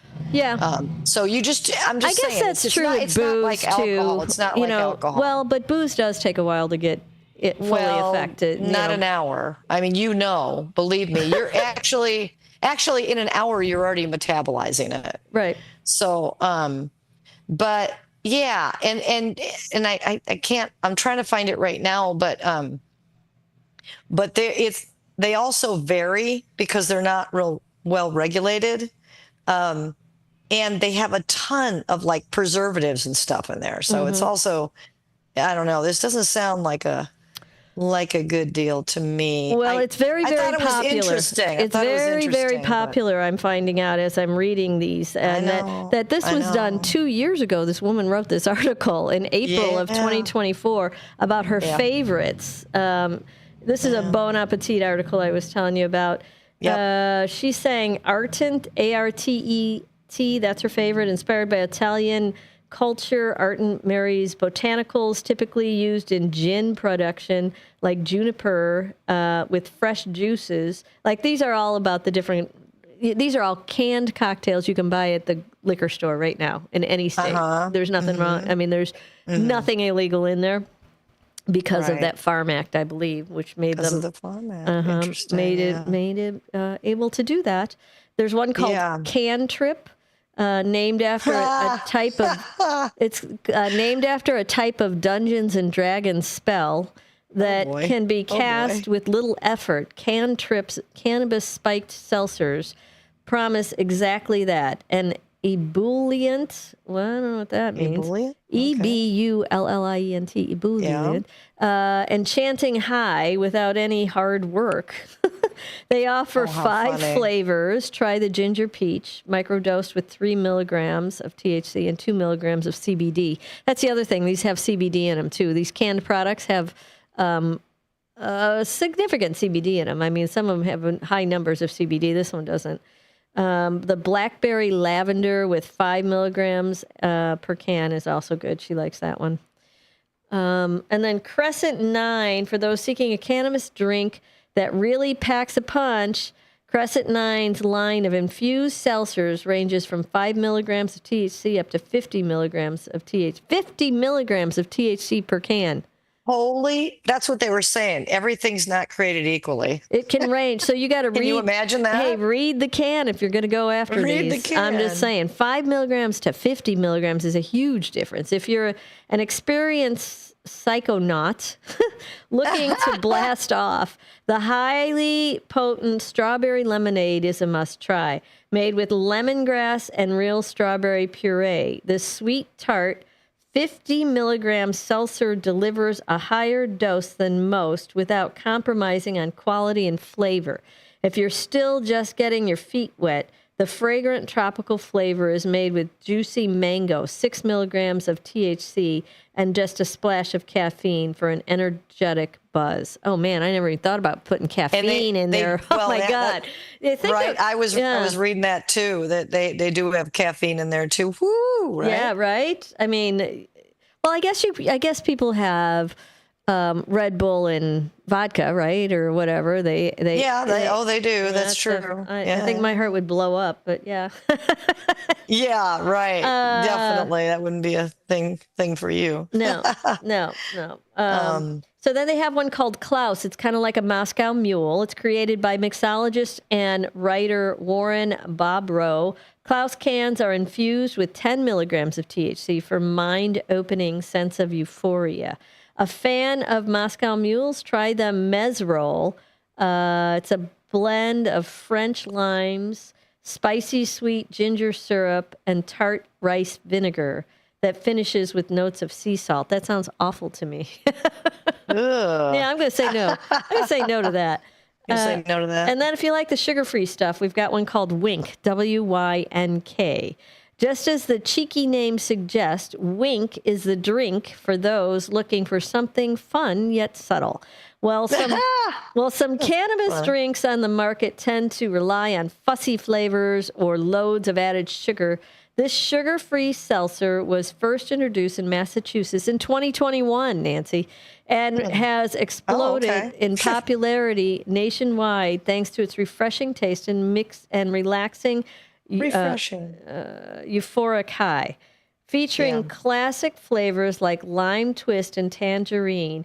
Each can of Wink contains 5 milligrams of THC and 5 milligrams of CBD for a balanced, full-bodied effect. That's what I have on it. And these are carried, you said, in the liquor stores. Yes, right? Benny's. I was like, how can they do that? But now I know it's the Farm Act of 2018 that allows them to sell hemp products in all 50 states. But what I don't understand is this one you were talking about and the dangers of how can they legally take the psychotropic effect of THC out of the THC and sell it by itself in states where it's not.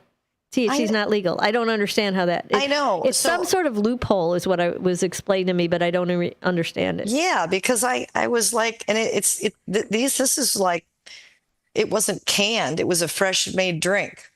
So so what do they have? A bottle of that they add like a shot of it? A bottle of THC? THC. Well, so I don't know.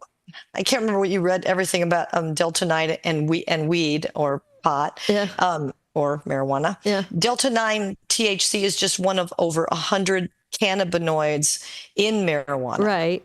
But it's the most active one, they said. That was most psychoactive. Yeah. Okay. So I don't know. And then, hemp has just a little bit of it in there, but not much at all. And, you also have to be careful because, people out there, because it's kind of marketed as, calming and relaxed. Recreational. Type of a high, but it's not necessarily. So if it can be, but if you have too much of it, so if you have a couple drinks, and your system reacts differently. Older people, they say, it's harder on older people as well. It isn't everything. Isn't everything, but you can experience nausea and well, that doesn't sound like a fun night out. And anxiety. Yeah. So it can do the opposite effects if you have too much of it. Yeah, don't do that. But anyway, don't overindulge. You know that. All right. Well, so what did we learn today? I learned a lot actually about all kinds of cannabis stuff that I don't know nothing about. All right. Well, you hear that happy music? That means we are going to skedaddle. We're going to be back after these messages. Don't go away. We'll be right back. I'm Trey Westerberg on 1410 WRMN Elgin, proudly serving the Fox River Valley. This update brought to you by VaxAssist.com. Powerball players will get another chance today at a jackpot estimated at over $1 billion after no one won the big prize Saturday night. No one has matched all 6 numbers since May 31st, allowing the jackpot to swell to $1.1 billion, which would be the 5th largest prize in the game's history. Payments would be spread over 30 years, or a winner could choose an immediate lump sum of an estimated $498.4 million, again before taxes. Warehouse 55, a popular vintage store in Aurora, is relocating to Batavia. Known for its well-curated mix of modern, contemporary, and antique decor and furnishings, Warehouse 55 will bring nearly 50 dealers to 161st Street in October. Manager Mindy Schloss says the business grew from 1 floor to filling 2 at 55 South Lake Street in downtown Aurora. The new digs span 8,000 square feet on 1 level. Warehouse 55 opened in September 2019 with 30 vendors after owner Mark Allen Childine came across the space in the historic Aurora building. The business expanded within 5 years to maintain about 50 vendors and a second boutique location in Chicago's Westtown neighborhood. The Kane County Coroner's Office has identified a 63-year-old Campton Hills man who was killed in a rollover collision near St. Charles last week. Francesco Sarnelli died in a single-vehicle crash, which happened around 8:10 a.m. Tuesday at Silver Glen Road and Old Homestead Road in St. Charles Township. His preliminary cause of death is multiple traumatic injuries. Authorities believe the collision happened when a 2008 blue pickup truck was headed east on Silver Glen Road when it went off a curve in the road while traveling at a high rate of speed. The truck rolled before coming to a stop. Emergency responders found Sarnelli, who sustained critical injuries. He was pronounced dead at the scene. The cause of the crash remains under investigation. I'm Trey Westerberg on 1410 WRMN Elgin, proudly serving the Fox River Valley. Moms and dads, do you wish you could know where your kids' shoes are at all times? Now you can with Skechers' newest Apple AirTag compatible sneakers, Find My Skechers.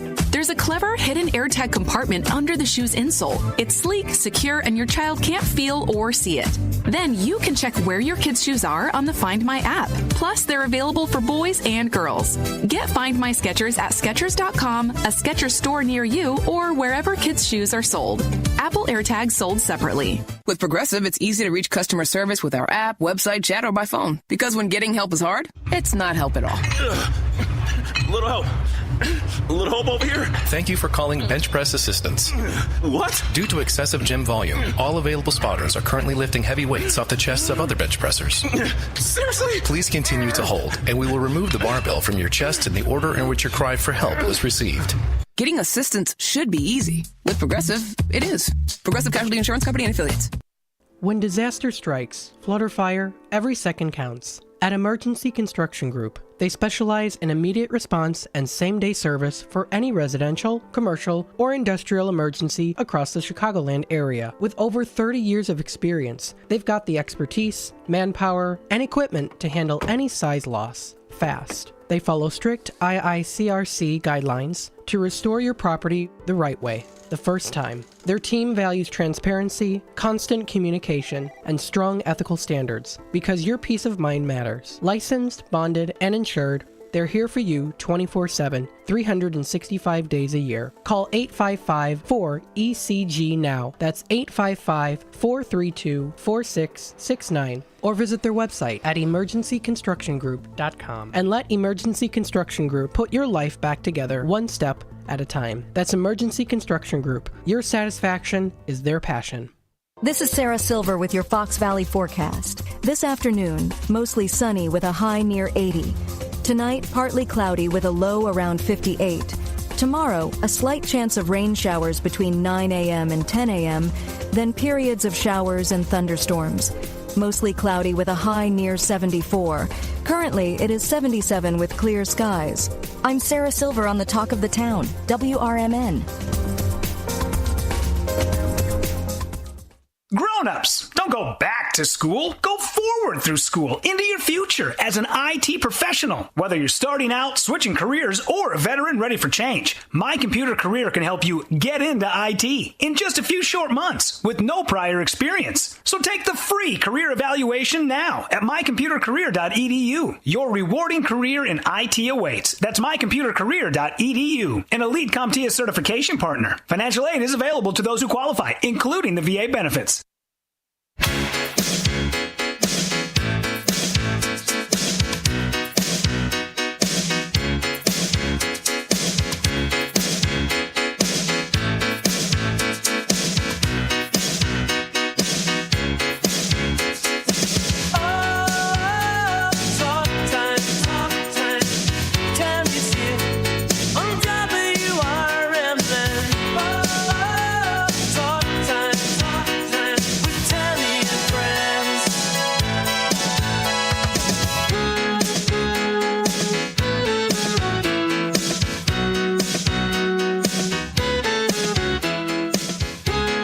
Welcome back, everybody. It is Talk Time with Tammy and Friends at 3:35 on a terrific Tuesday. Could be a Taco Tuesday. I don't know. It's up to you. I don't know. What's for dinner tonight, Matt? I don't know. Oh, no. It's going to be a surprise. It's going to be a surprise. All right. I always want to know because, I'm always looking for new ideas. Why not? By the way. Yes. Thank you so much for the peaches or the pears. Oh, didn't I brought more, but I left them at home. Apparently, I didn't bring them in. Our family loves them. Oh, good. They're delicious. I have more. Yes. I have a pear tree sitting on the side of my driveway that is overproducing this year. I can't tell you how many pears I have. I probably brought in 10 of them, 15 of them. They're all gone now. I probably have 100 pears, like easy. Oh my goodness, easy. wow. And we pulled them off. I got a ladder next to the tree right now. I got to go up and pull off some more, but there'll be more pears coming. I'll pay you because we love them. Oh no, we'll bring you. Now, did you eat them all? Yeah, we ate them all. Some of them were hard. Did you let? We cut them up and ate them. There you go. You got good. Some people like hard. Do you have good pear recipes? We put them in. We just put them in a fruit salad. Oh, see, been having a lot of fruit salad. That's good. That's good. Well, there'll be more pears, sir, and tomatoes. How do you feel about those? I'm not a huge fan, but everyone else. Mom and Dad like them. Everyone else is. All right, we'll bring you some of them. I have so many tomatoes. Oh, and by the way, 19 watermelons. Oh my goodness! I know. Oh my gosh! My husband. My husband went and bought the seeds for the garden. And he should not have done that. Like, he should not have done that. My daughter probably should have went and bought this. I was down in Nashville, and they were trying to surprise me, and he went and bought all the plants to put. Yeah, he's got collard greens. We've never ate collard greens in our life. I don't know what to do with those. I've got 3. I think those are good. I like them. Well, I got 3 plants of them that you can have. And kale. I don't eat kale. I like kale too. Kale's still sitting there. I don't touch that kale. I don't like it. I don't like it. You're like, oh, kale. No, yeah. No kale, no. No kale, no. Do you have a partridge in your pear tree? I don't have one yet, but I would look. I would like to have a partridge in my pear tree around Christmas time. Yeah, just around Christmas time. I don't know. This tree is hit or miss. Like one year, it's like crazy productive, like tons of pears. Next year, I get nothing. Like literally nothing. Next year, I get like a couple.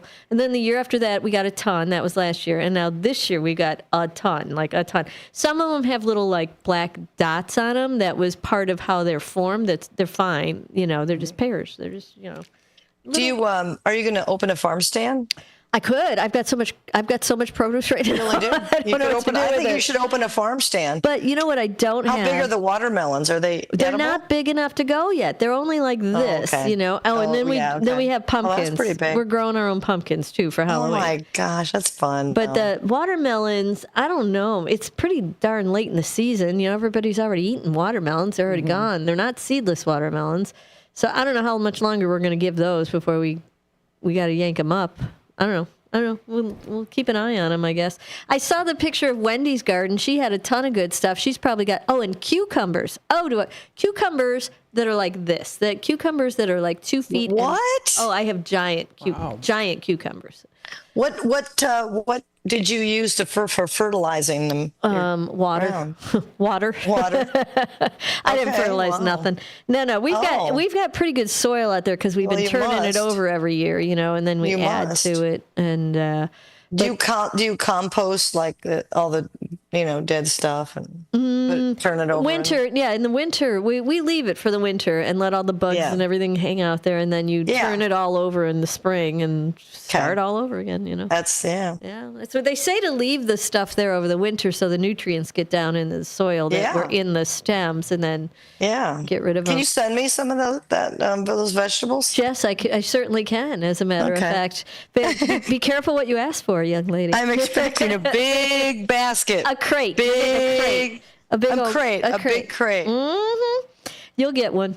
Let's see. What do you have in store for us, sir? He's been digging in the News Nation bin once again. Let's see what he's come up with this time.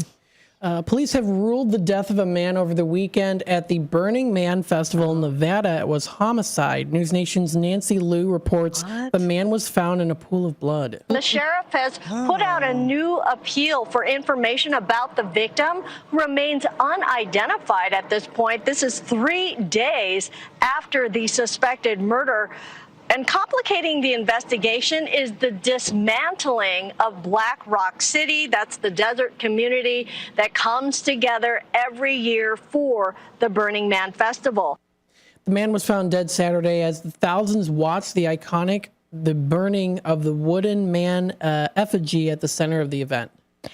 So they still haven't identified the guy who died? I didn't hear about this story. Oh, well, okay. Yeah. So Burning Man, you know what that is, right? You've heard of Burning Man before? So, and I know people who were there this year. Didn't talk. And where is the Burning Man Festival? Desert in Nevada, like in the middle of Nevada, nowhere, the middle of nowhere, like nowhere. And they at 9 o'clock on the last night, apparently they torched this big giant wooden man, and hence the Burning Man. And everybody hangs out around the bonfire, and the whole experience is about peace and love and sharing and nothing negative. Yeah. Nobody's ever had any kind of bad things happen there. This is the first murder, or they're calling it a homicide, so murder. And it happened right before they lit the big guy on fire. Before they, and so this guy's still out there. Did they say they hacked him up? He's got some blood. They found him in a pool of blood. That's the only thing I've heard about. Oh, I thought I heard. But I swear, I thought I saw a picture of him. I thought one of these networks showed a picture of him and a woman standing there. Maybe I took it wrong. I thought that's what they were saying was who this guy was, but now they're saying he's unidentified. So Burning Man is thousands and thousands of people. I don't know how many people go to Burning Man every year, but a lot of people go. And they found this guy, and nobody knows who he is, I guess. But we don't know what his injuries are from, other than he's lying in blood. No. We don't know if it was a gunshot or a stab or anything like that. No. I never heard anything. I'm trying to see if I can find anything recent. Tammy, while you're looking, Matt, there was something I was trying to tell you about, and I couldn't remember the name of it, but you see it around here in the college towns, and it's called kratom. It's Kratom, and it's derived from the leaves of a tree native to Southeast Asia. It can produce stimulant-like, opioid-like effects, depending on the dosage, but it's very dangerous. And the FDA warns against its use, but it's not. It's legal. I never heard of it. I know. I actually know somebody that was taking that for a while because. How do you take it? Because it increases. They use it like people used to use Adderall. Oh, I gotcha. For studying and all that and just whatever. What form is it? It acts as a stimulant. Is it a pill? No, I think I think you smoke it. Oh, I think. I never heard of it. Don't know. Yeah. Yeah, but it caused all kinds of problems for this person that was taking it. Oh yeah. It's liver damage, neurological. It goes on, respiratory, mental, dangerous interactions. Isn't that crazy? No, say no. Say no to kratom. Say no to kratom. Yeah, that's what I say. Say no to kratom. Say no to kratom. No kratom. No. All right. Well, hey, it's time for our last break of the showgram. And then it is a showgram. And then we're coming back, and we're going to do, I don't know, did you want to do bad dad jokes or games, Nancy? Which one would you prefer? It's been a while since we've done the bad dad jokes. I know. Well, she will. It has. I'll let you do them. I don't have any. I thought for sure you'd say no. You can get some over the break. I have confidence in you. Well, you have to give some too. I mean, you'd have to fire back. Oh, I some. do? Yeah. We'd have to have. All right. Okay. I can come up with some. We'd have to have multiple bad dad I could probably jokes. do it too. All right. Oh yeah, Matt can totally do it. We're all going to do bad dad jokes after the joke. All right, everybody, on your mark, get set, go. We'll be back after these messages. Are you dreaming of a getaway? Want to leave the stress of daily life behind? Whether it's a relaxing cruise or an adventurous land escape, planning the perfect vacation doesn't have to be a hassle. At Cruises International, they specialize in vacation destinations, land and sea, making your dreams come true. Located at 1721 Moon Lake Boulevard in Hoffman Estates, Cruises International isn't just about booking travel. They're your personal concierge, trusted travel advisor, and advocate. Your preferences are unique, and they'll take the time to understand exactly what you're looking for. From personalized service to their global network of specialists, they ensure that your vacation is tailor-made just for you. It's time to plan the vacation of a lifetime. Call 800-255-7447. That's 800-255-7447 today and speak to a cruise and vacation expert. Cruises International. It's time to set sail to your dream destination. Here's the deal. We gotta set ourselves up. See, retirement is the long game. We gotta make moves and make them early. Set up goals. Don't worry about a setback. Just save up and stack up to reach them. Let's put ourselves in the right position. Pre-game to greater things. Start building your retirement plan at thisispretirement.org. Brought to you by AARP and the Ad Council. You hear that? That's Mike sleeping soundly on a Sunday night. That's because Mike was smart this time. He took ZQL Ultra to fall asleep fast, stay asleep longer, and get the deeply restorative sleep he needs. So now he wakes up refreshed and ready to conquer Mondays. Let's do this Monday. ZQL Ultra. Not for colds, just for sleep. Really great sleep. Use as directed. Keep out of reach of children. Here on WRMN AM 1410, we like to keep you informed and in tune to what's happening here in the Fox River Valley and what's going on here on WRMN. We recognize the importance of local radio to be a part of the conversation and to be a part of the community for the community.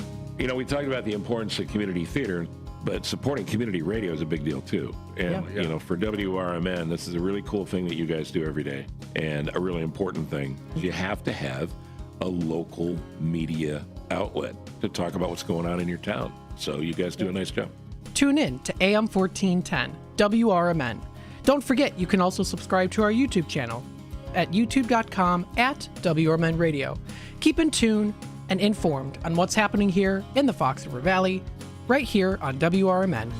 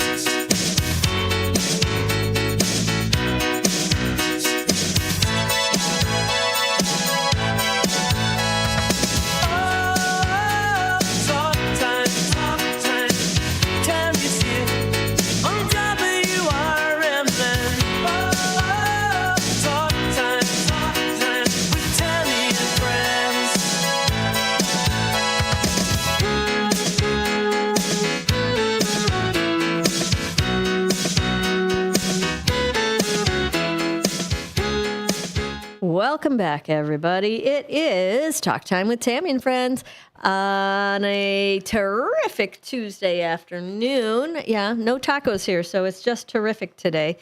Let's see. Well, we've decided it's going to be a joke day. We're going to do jokes until we got 10 minutes of jokes. Are you ready? Are you ready, young I'm ready. lady? All right. I'm ready. Now, I have several different topics of jokes. I have pot jokes. Let's start with those, shall we? Oh, pot jokes. Really? That's so perfect. I know. Let's see. I told my doctor I had joint problems, and he told me to roll them tighter. But I'm Woohoo! I like that one. All right, your turn.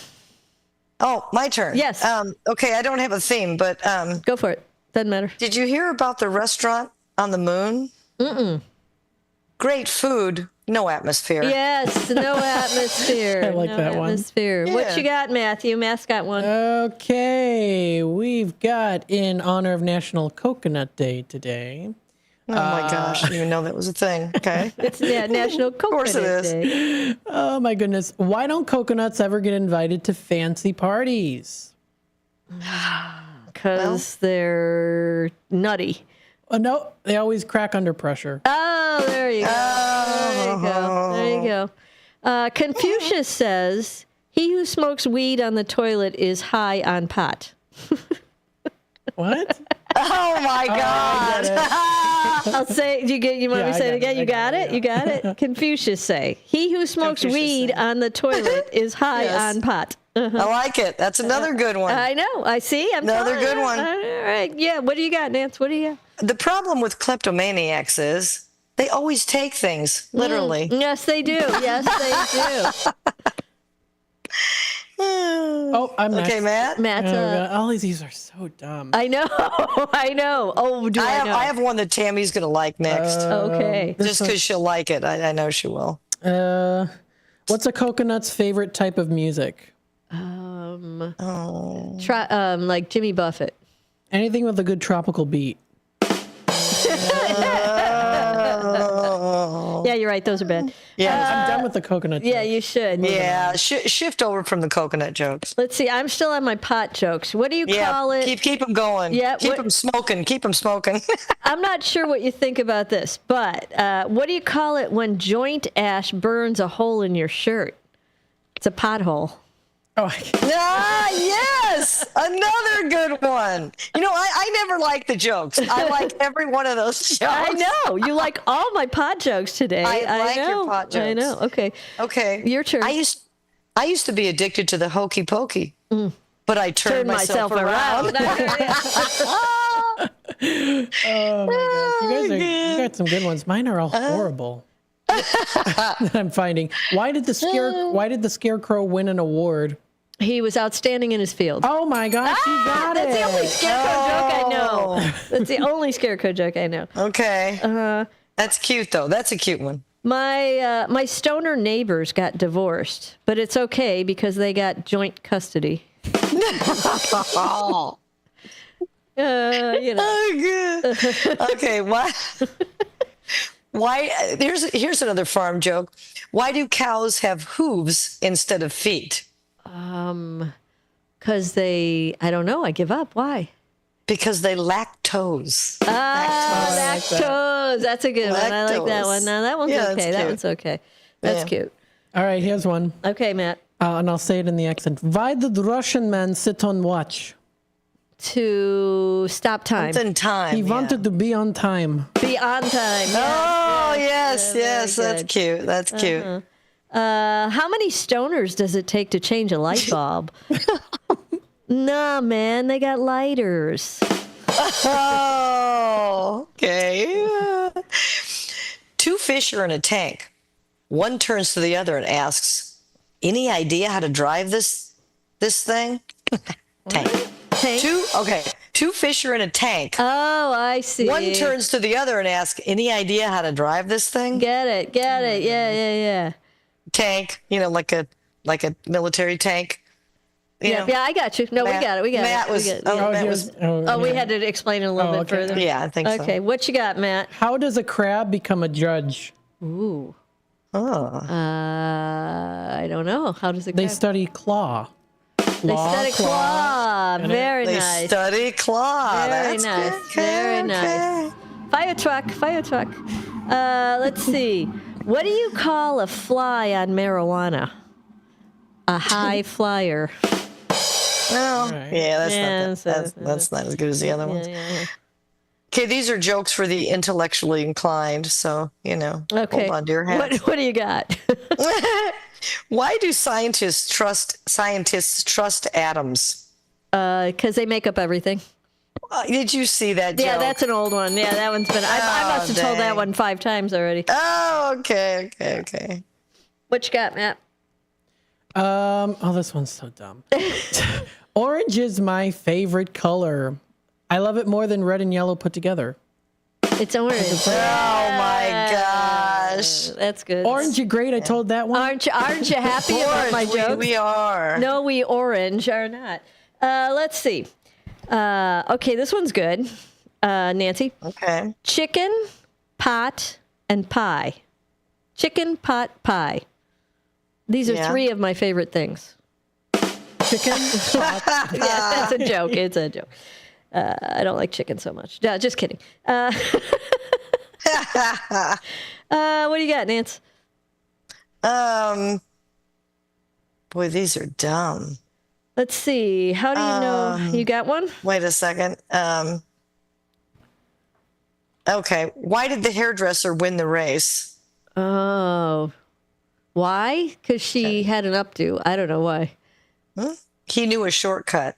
Oh, that's it. That's the one. Yeah. This is another funny one. Cute, kind of. What? Oh. Oh, I have. Oh, no. Go ahead. No, Matt's got one, yeah. What? Okay, what does a nosy taco do? I give up. Gets jalapeno business. Jalapeno, yes. That's yeah, no, that's good. I like that one. That's cute. That's cute. I think I'm out of pot jokes. Halloween stoner jokes. Happy Halloween. Okay, do a Halloween stoner joke. That's what I'm doing. What food does a stoner serve his guests at a party? Anything. Everything. Roast. Pot roast. Yeah, that's not that funny. Yeah. A stoner stumbles out of a party and starts to walk home. On the way, he bumps into a guy who is all bloody and mangled.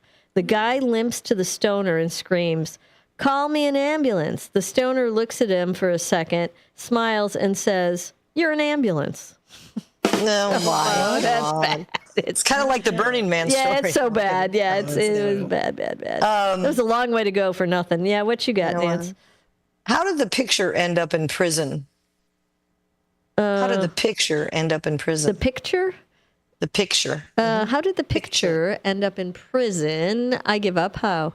It was framed. Oh, yes, of course it was. Yeah. What do you call a pair of pumpkins that hang out with each other in October? Say it again. Say it one more time. What do you call a pair of pumpkins that hang out with each other in October? A pair of pumpkins that hang out with each other in October. Oh. Jack-o'-lanterns. I don't know. A pair. I don't know. Pair of pumpkins. What do you call it? Gourd friends. Gourd friends. Gourd friends. That one was dumb. That's cute. Let's see. I'm looking. These are bad jokes. These are bad. Yeah. If I got to pull them, let's see. Purple haze got me in a daze. That's not even funny. That's like not even a joke. Knock, knock. Who's there? Weed. Weed who? Weed, you like to have a dance with me? Wow, that's so dumb. Wow. Knock, knock. Who's there? Jane. Jane who? Country roads take me home to the place I belong, West Virginia. No. Mountain Mama. Oh, that was bad. That was really bad. No. We have to end on a good one. Do you have a good one? What do solicitors wear to work? This isn't that good. Oh, what? I give up. Lawsuits. Oh boy, we're not going to end on a good one. You got a good one? I don't have a good one. Man, these all suck.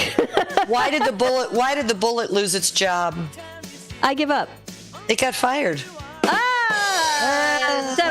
right, that's not bad. Okay. All right, that's what you're going to have to live with, people. I'm so sorry to leave you with that, but it was last minute dad jokes. What are you going to do? It was last minute dad jokes. All right, everybody have a great. There were some good ones though. Yeah, there were. Have a great night. We will be back tomorrow. Make good decisions. Bye. They know life gets busy. That's why they're here 24/7 to keep your car looking spotless, fast, and easy. Their advanced brush-free wash technology delivers a sparkling clean without a single scratch. because they treat your car like it's their own. Here's the best part. Right now, you can get a free car wash just for joining their text club. It's simple. Just text BRITT to 30400, and your first wash is on them. Britain's Touchless Car Wash has 2 convenient locations, 1923 Larkin Avenue in Elgin and 555 Willow in West Dundee. They're proud to keep your car clean while giving back to our community.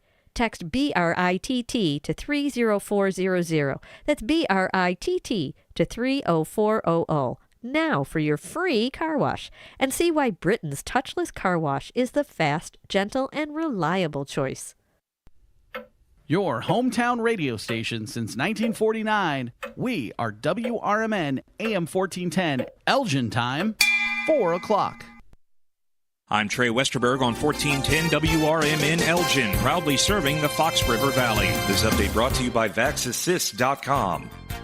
Powerball players will get another chance today at a jackpot estimated at over $1 billion after no one won the big prize Saturday night. No one has matched all 6 numbers since May 31st, allowing the jackpot to swell to $1.1 billion, which would be the 5th largest prize in the game's history. Payments would be spread over 30 years, or a winner could choose an immediate lump sum of an estimated $498.4 million, again before taxes. Warehouse 55, a popular vintage store in Aurora, is relocating to Batavia. Known for its well-curated mix of modern, contemporary, and antique decor and furnishings, Warehouse 55 will bring nearly 50 dealers to 161st Street in October. Manager Mindy Schloss says the business grew from 1 floor to filling 2 at 55 South Lake Street in downtown Aurora. The new digs span 8,000 square feet on 1 level. Warehouse 55 opened in September 2019 with 30 vendors after owner Mark Allen Childine came across the space in the historic Aurora building. The business expanded within 5 years to maintain about 50 vendors and a second boutique location in Chicago's Westtown neighborhood. The Kane County Coroner's Office has identified a 63-year-old Campton Hills man who was killed in a rollover collision near St. Charles last week. Francesco Sarnelli died in a single-vehicle crash, which happened around 8:10 a.m. Tuesday at Silver Glen Road and Old Homestead Road in St. Charles Township. His preliminary cause of death is multiple traumatic injuries. Authorities believe the collision happened when a 2008 blue pickup truck was headed east on Silver Glen Road when it went off a curve in the road while traveling at a high rate of speed. The truck rolled before coming to a stop. Emergency responders found Sarnelli, who sustained critical injuries. He was pronounced dead at the scene. The cause of the crash remains under investigation. I'm Trey Westerberg on 1410 WRMN Elgin, proudly serving the Fox River Valley. Moms and dads, do you wish you could know where your kids' shoes are at all times? Now you can with Skechers' newest Apple AirTag compatible sneakers, Find My Skechers. There's a clever hidden AirTag compartment under the shoe's insole. It's sleek, secure, and your child can't feel or see it. Then you can check where your kids' shoes are on the Find My app. Plus, they're available for boys and girls. Get Find My Skechers at Skechers.com, a Skechers store near you, or wherever kids' shoes are sold. Apple AirTags sold separately. With Progressive, it's easy to reach customer service with our app, website, chat, or by phone. Because when getting help is hard, it's not help at all. Little help. A little help over here. Thank you for calling Bench Press Assistance. What? Due to excessive gym volume, all available spotters are currently lifting heavy weights off the chests of other bench pressers. Seriously? Please continue to hold, and we will remove the barbell from your chest in the order in which your cry for help was received. Getting assistance should be easy. With Progressive, it is. Progressive Casualty Insurance Company and Affiliates. From the pages of the Elgin newspapers of 100 years ago today, these are the headlines brought to you by the Elgin History Museum. I'm Nick Freeman, and here's what was happening in Elgin, our fair city, on September 2nd, 1925. Faye Seafort, a 17-year-old farm employee west of Elgin, was under arrest in Chicago today, facing charges of larceny brought by Mrs. Belva Gartner, Chicago woman, who says the girl stole rings valued at $250 while acting as her maid. Miss Seafort vanished with the jewelry 2 weeks ago, Mrs. Gartner alleges. The girl was arrested at her home near Marengo, where she was trailed by Mrs. Gartner and Chicago detectives. The young girl was driving a team attached to a hay wagon when discovered by the detectives. Mrs. Gartner, by the way, was last year acquitted of the murder of Walter Law, an alleged ex-lover and married man, as the This is Sarah Silver with your Fox Valley forecast. This afternoon, mostly sunny with a high near 80. Tonight, partly cloudy with a low around 58. Tomorrow, a slight chance of rain showers between 9 a.m. and 10 a.m., then periods of showers and thunderstorms. Mostly cloudy with a high near 74. Currently, it is 77 with clear skies. I'm Sarah Silver on the Talk of the Town, WRMN. Grown-ups, don't go back to school. Go forward through school into your future as an IT professional. Whether you're starting out, switching careers, or a veteran ready for change, My Computer Career can help you get into IT in just a few short months with no prior experience. So take the free career evaluation now at mycomputercareer.edu. Your rewarding career in IT awaits. That's mycomputercareer.edu, an elite CompTIA certification partner. Financial aid is available to those who qualify, including the VA benefit. Want to know what the shepherds did after they visited the Christ child? Read the short novel, The Good Shepherds, a Christmas combat story by Michael Tooman. Available on Amazon in hardcover, paperback, and Kindle editions. Check out Michael Tooman's webpage at Silink.net. That is PSYLINK.net. Papa Sierra Yankee, Lima India November Kilo, November Echo Tango. Fitting in shouldn't be hard, whether in life, on the court, or in the classroom. At Elgin Community College, you could find your place alongside those expanding their horizons, exploring rewarding careers, and achieving their dreams. A place for doers, thinkers, and believers. At ECC, we see you, we believe in you, and you'll fit right in. Learn more at elgin.edu/belong.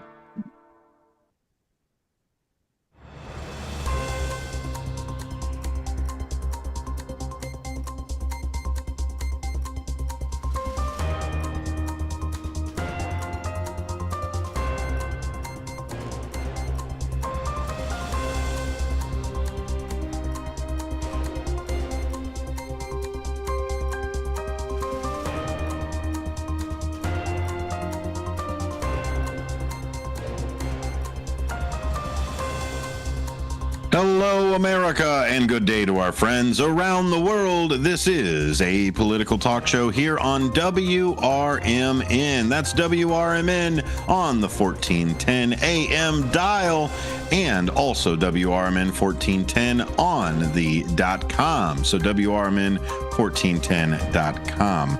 You can listen live. You can also find the link to the YouTube channel. YouTube.com. You can find us at WRMN Radio. I welcome you in. My name is Sonar Green, and today we've got a great, fantastic discussion all about words. We've had a lot of conversations before, and they included words, right? We need words for conversations.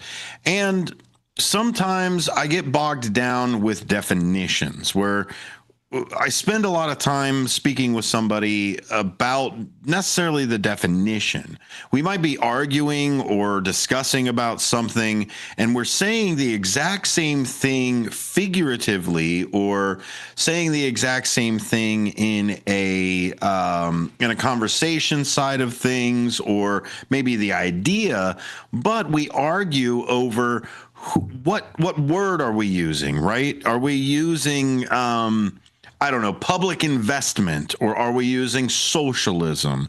Are we using libertarian type of side for things, or are we calling things communism, or are we conflating all of these things? So today I decided to pick the three hotbeds of economics that we all seem to understand in a contextual way, but we're going to go beyond context into the actual definition of things. A lot of times what we do here in America especially is we learn a word, or we use a word more in the way that it is commonly used versus its definition itself. Look at the word, and I'm going to bring it up until the day that I die. Look at the word literally. Literally used to mean actual thing. It actually happened. It was a physical manifestation, or it is it is the actual objective truth that's there. Figuratively was the one that, okay, I figuratively couldn't get out of bed, right? But for some reason we turned to this, I literally couldn't get out of bed. This extremism of that side. And it has destroyed the word literally, because people never understood that literal meant that, the literal thing, the actual thing, when they wanted to, or probably should have used figuratively. So we have a lot of that here in the United States, and kind of, it's not necessarily our education system or necessarily our culture, but it's kind of a combination of all of the things in our society that tells us that we're calling something socialism or calling something communism or calling something capitalism. There's a lot of people who are anti-capitalists, and a lot of it is because they don't understand capitalism. A lot of people for anti-socialism that are there. A lot of people that say these socialist communists, which are even more wrong than you can possibly think of. It's like saying a capitalist communist or saying a socialist capitalist. They are three distinct, different economic systems. So when you have somebody who's just throwing these words around, be sure if they understand these words. I have a lot of conversations with people where I point out and go, yeah, that's socialism. And it turns out that they just don't have that concept. They think immediately socialism is bad. Socialism is the food line. Socialism is all of those different things that the Red Scare put into them about these things. And I'm not saying one is better, one is worse, one is whatever. What I'm saying is that we don't fully understand the definition. Then why are we having economic conversations? And it's frustrating by all means for me. I'm sure some other people have it as well. But for me, I don't want to spend most of my time in a debate or in a conversation with somebody defining our terms all the time and constantly having to question this definition of a word. I mean, the whole reason of why we speak a common language, whether that's English or Spanish or any of the other languages that are out there, the reason that we choose a common language is so that I'm not just saying words that nobody has any meanings for them. Now, admittedly, I do have to sometimes, curtail some of my vocabulary for things. And it's not because I'm trying to dumb down my language or anything like that. For me, communication is exchanging the idea. And if I don't have to use a grandiloquent word to get it done, then maybe having something a little bit more simpler is the better, more efficient way to go about it. Especially if that person is only going to take my words off of the context of the other words and not fully understand the word that I'm using. So a lot of times what people will do, especially politicians, is they will soften the words. They will say words that like public investment, right? All of us who understand socioeconomics and things like that understand that it is a socialistic practice to do these things of public investment. Now, we can also even go even further than that into civic mutualism, which is a whole nother side of socialism or communal side of things. But we're going to stick just with the large three, and that is capitalism, socialism, and communism. And so today, that's what we're going to go over. We're going to go over those three words. We're going to define those words, and we're going to see where the United States falls. Spoiler alert, we are a capitalist society. We pretend to be laissez-faire, but we are actually a neoliberal capitalist society. Now, if we start taking more interest in NVIDIA and start taking Intel stock or start doing things like that, then what we end up being is not necessarily a socialism, but we end up being a state capitalism. And what that ends up being is that's that closer version of or almost the final form of the neoliberal practices, where essentially deregulation, because you're the government, you do what you want and don't regulate the government. They rarely do. The other side of it, too, is the laissez-faire practices of capitalism are different than neoliberal, where neoliberal is the deregulation and kind of picking and choosing. They deregulate everything to make it a fair, even playing field or to generate, I don't know, ambition or whatever they're trying to say for whatever the deregulation is for. Then they turn around and pump money into things and pick the winners and the losers. Whether or not you want it to be that way. I know a lot of us think more that capitalism is that laissez-faire, dog eat dog, survival of the fittest, that type of thing. We may think that is that, but look at any of the subsidies, look at any of the taxes, look at any of those things that are out there. The government puts their thumb on the scale. PPP loans, right? General Motors. In a laissez-faire capitalism, they would have let the auto industry fall.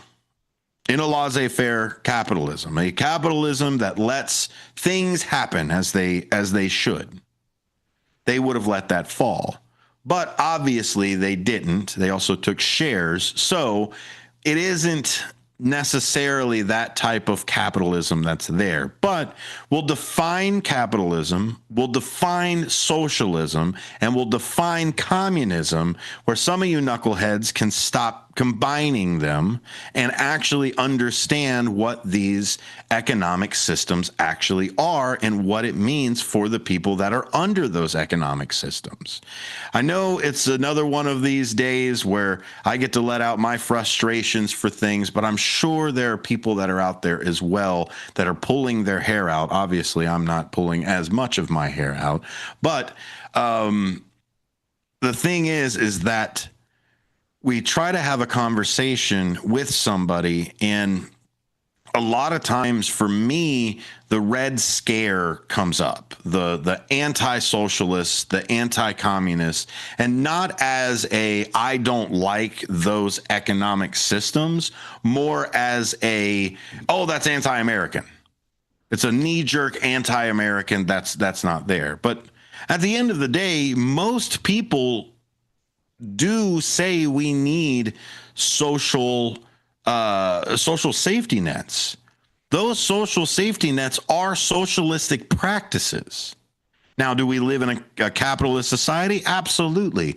But those social programs like Social Security, that is a social program, a socialist program. So anybody who is 100% anti-socialist, we should have no socialism ever in any kind of way here on American soil, needs to send back their Social Security checks. I mean, if we're going to be the integral people that we know that we are, then we wouldn't take any of the government money. But you are, and you're going to. So again, we're going to talk about capitalism, socialism, and communism, and how none of those three are the same thing. Stick around. More Apolitical Talk Show coming up right after this. Are you suffering with anxiety, depression, PTSD, an eating disorder, or even a substance abuse problem? If it's causing problems at work or with your family, get help now at Insight Mental Health and Wellness. We can help and treat all types of depression and mental issues. We'll help you use your insurance to get away from it all to a beautiful, sunny, and tranquil vacation-like environment so you can recharge yourself. And with the Family Medical Leave Act, you could take the time off you need from work. Plus, with the Affordable Care Act, your treatment could be 100% covered if you're suffering from any kind of anxiety, depression, PTSD, eating disorder, or even a substance abuse problem. Use your insurance and get away from it all. Come to sunny California. Call Insight Mental Health and Wellness now. 800-419-0287. 800-419-0287. 800-419-0287. That's 800-419-0287. Looking for a spotless clean you can count on? Meet Clean King, your local family-owned janitorial service that treats every client like royalty. Fully insured and trusted by businesses across the area, Clean King delivers personalized, top-quality cleaning tailored to your needs at the best price in town. Call now for your free quote at 224-276-6057. That's 224-276-6057. Or visit them at cleankingcleaning.com. That's Clean King, where your quality and service reign supreme. A proud member of the Elgin Area Chamber of Commerce, supporting the local business community. For a little lighthearted lawlessness on Sunday afternoons, listen to Handle on the Law from 4 to 7 p.m. Handle on the Law is a unique combination of useful legal advice and outrageous handle remarks. Whether you're talking about Big Brother, big business, big legal problems, or Big Macs, you'll rarely find Bill without an opinion. His rapid-fire commentary gives listeners the information they crave in the way they crave it. It's Handle on the Law, Sunday afternoons from 4 to 7 p.m. right here on WRMN, AM 1410 and 96.7 FM. Hi, I'm Ryan Blaney, a third-generation race car driver, and we dedicate a lot of our time to going as fast as possible. My grandpa Lou is the reason why my dad and I started racing, and I'm really proud to follow in his tracks. But when my grandpa was diagnosed with Alzheimer's, it was a very unexpected bump in the road for us. I've learned a lot on this journey with my grandpa Lou, and the memories of my grandpa will always be with me. It's important to notice if older family members are acting differently, experiencing problems with their memory, or having trouble with routine tasks. Talking about Alzheimer's can be really tough. But if you notice something, have a conversation with your loved one. Encourage them to see a doctor or offer to go with them. Early detection of Alzheimer's can give your family time to explore support services, make a plan for the future, and access available treatments. The Alzheimer's Association provides care, support, and research to help you take control of the situation with your family and manage the disease together. If you or your family are noticing changes, it could be Alzheimer's. Talk about seeing a doctor together. Visit alz.org/time to talk. A message from the Alzheimer's Association and the Ad Council.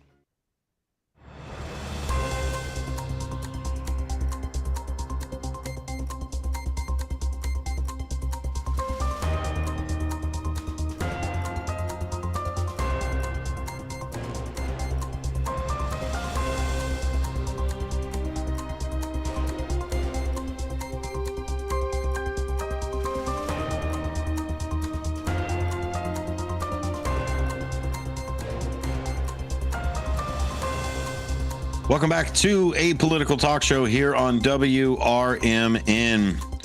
We're talking a couple of words and definitions today. Societies have long debated the best way to organize economic life. The question on how resources are produced, distributed, consumed is not merely just a technical side of things. It carries profound consequences for justice, freedom, and of course, just human flourishing in general. Three major systems come out: capitalism, socialism, and communism. And they stand as competing answers to that question of what do we do with resources and the monetary system. Each presents a distinctive vision on how wealth and power should be arranged. In contemporary debates, the United States is often described as a capitalist nation shaped by neoliberal policies. To understand what this means, we must examine the definition, principles, and historical trajectories for each system. So the first one up on our docket is capitalism. Capitalism is an economic system in which private individuals or corporations own the means of production, factories, land, capital, technology, all of those things, and they operate those things for a profit. Now, I know I'm explaining capitalism, but again, this is Econ 101 that we're going to be going through here today. So we'll start with the one we're most familiar with, right? You open up the lemonade stand, you open it up to make more dollars than you had to spend to get out. Simple lesson for Americana. Markets guided by supply and demand serve as the primary mechanism for distributing goods and services. As the demand goes up, obviously people need those goods and services as they come in, and then people supply them. Under capitalism, competition is considered essential. Now remember that. In a capitalism, competition is considered essential. So what that means is that in a pure capitalism, a laissez-faire is what they call it, you want more competition. You want more people to have an advantage on things. You don't want the government to be picking winners and losers. You just don't. You want competition, healthy competition, because this drives innovation, efficiency, and consumer choice. The roots of capitalism stretch back to the 16th and 17th centuries, when European merchants, explorers, and financiers abandoned global trade networks and made some of their own. The Industrial Revolution was obviously a large bolster for capitalism as well for the 18th and 19th centuries, further cemented capitalism as the dominant global economic system. Now, that's not without some of the fight we just got done with Labor Day, which Labor Day is supposed to celebrate May Day, and May Day is... It's a big thing. You got to take it up with Grover Cleveland. But the core principles of capitalism are these things. Private property. Individuals have the right to own and control property, including productive assets, factories, resources, etc. Markets and pricing. Goods and services are exchanged through voluntary transactions. Anarchist capitalist will be the very first one to tell you that everything is voluntary in that side. Well, you want to eat, so you voluntarily give your money up. Again, not here to necessarily drill into the subcultures of some of these economic systems, but know that there are ones that are out there. The profit motive is also the reason why capitalism has that profit side. Businesses and individuals pursue profit, and this pursuit supposedly leads to overall economic growth because everybody is going for it, right? James Madison said it was the ambition of everybody that allowed everything to go up as far as the political side of it. This is more of the economic side of things. The other core principle, or another core principle, is competition. Rivalry amongst firms ensures innovation, efficiency, and responsiveness to customer needs. Customers are demanding red-painted widgets, then you should pivot over to red-painted widgets because that's where the demand goes, and you are a supplier for profit, right? This is how capitalism works. So here's the strengths of capitalism. Capitalism has produced extraordinary material wealth and technological progress. We've absolutely expanded since the Industrial Revolution of the 1800s and 1900s. And that is a lot to capitalism. A lot of it was scarcity of resources, so then capitalism needed to jump in. It has fostered innovation, lifted millions out of poverty, right? Millions of people could not afford to eat. They worked their own land to eat, or they scavenged, or they begged, or all of the other different things that they did to get the money. Because capitalism has lifted everyone above that poverty level, or millions above the poverty level. Let me rephrase myself. Millions above that poverty level, and the systems being able to deliver things. You can't imagine in the Dust Bowl being able to order something on Amazon. We can do that now. Even in a recession or a depression or anything like that, we are still able to order these things because, again, of capitalism. What's the weakness? Yet capitalism has notable flaws. Left unchecked, it produces inequality. It concentrates wealth in the hands of just a few of them. It can generate unstable boom and bust cycles. That's why we've had a recession every 7 years since I've been alive. We also see the Great Depression, the 2008 financial crisis. It all was because of capitalism's unchecked greed.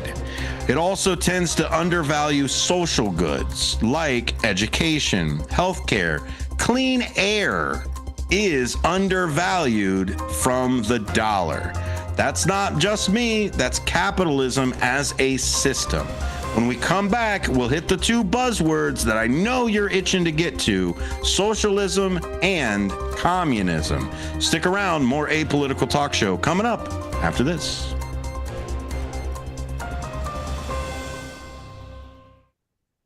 I'm Trey Westerberg on 1410 WRMN Elgin, proudly serving the Fox River Valley. This update brought to you by VaxAssist.com. The Kane County Coroner's Office has identified a 63-year-old Campton Hills man who was killed in a rollover collision near St. Charles last week. Francesco Sarnelli died in a single-vehicle crash, which happened around 8:10 a.m. Tuesday at Silver Glen Road and Old Homestead Road in St. Charles Township. His preliminary cause of death is multiple traumatic injuries. Authorities believe the collision happened when a 2008 blue pickup truck was headed east on Silver Glen Road when it went off a curve in the road while traveling at a high rate of speed. The truck rolled before coming to a stop. Emergency responders found Sarnelli, who sustained critical injuries. He was pronounced dead at the scene. The cause of the crash remains under investigation. Powerball players will get another chance today at a jackpot estimated at over $1 billion after no one won the big prize Saturday night. No one has matched all 6 numbers since May 31st, allowing the jackpot to swell to $1.1 billion, which would be the 5th largest prize in the game's history. Payments would be spread over 30 years, or a winner could choose an immediate lump sum of an estimated $498.4 million, again before taxes. Warehouse 55, a popular vintage store in Aurora, is relocating to Batavia. Known for its well-curated mix of modern, contemporary, and antique decor and furnishings, Warehouse 55 will bring nearly 50 dealers to 161st Street in October. Manager Mindy Schloss says the business grew from 1 floor to filling 2 at 55 South Lake Street in downtown Aurora. The new digs span 8,000 square feet on 1 level. Warehouse 55 opened in September 2019 with 30 vendors after owner Mark Allen Schuldine came across the space in the historic Aurora building. The business expanded within 5 years to maintain about 50 vendors and a second boutique location in Chicago's Westtown neighborhood. I'm Trey Westerberg on 1410 WRMN Elgin, proudly serving the Fox River Valley. Working as a dedicated Fidelity advisor, I always ask, what's important to you? I'll look at those priorities and goals alongside your full financial picture to build a comprehensive plan designed to help grow and protect your wealth. With proactive portfolio insights and an eye on taxes, I'm here to help you make the most of your money. I'm Laura Maxwell, and I'm a dedicated Fidelity advisor. Learn more at fidelity.com/wealth. Investment minimums apply. Fidelity Brokerage Services, LLC, member NYSE, SIPC. Drivers who switch and save with Progressive could save hundreds. With that kind of money, you could go big time and skip the regular line at the airport and pay for speedy security. Imagine not having to quickly unpack and pack at the place you already came packed to. And wearing your shoes the whole time you're there? You can't put a price on that kind of luxury. Well, actually you can, and you paid for it. Switch to Progressive and you could save big time for speedy security. Progressive Casualty Insurance Company and affiliates, not available in all states. Potential savings will vary. Do you own an annuity, either fixed rate, indexed, or variable? Are you paying high fees and getting low returns? If so, Annuity General would like you to have this free book to learn the pitfalls and mistakes of buying an annuity. The Annuity Do's and Don'ts for Baby Boomers contains the little-known truths about annuities, like how to help reduce your fees and increase retirement income. And it's free. That's right, free.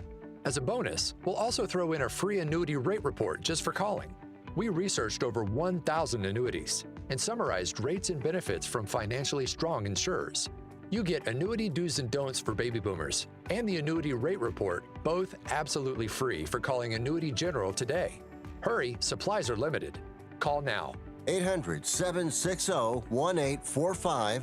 800-760-1845. 800-760-1845.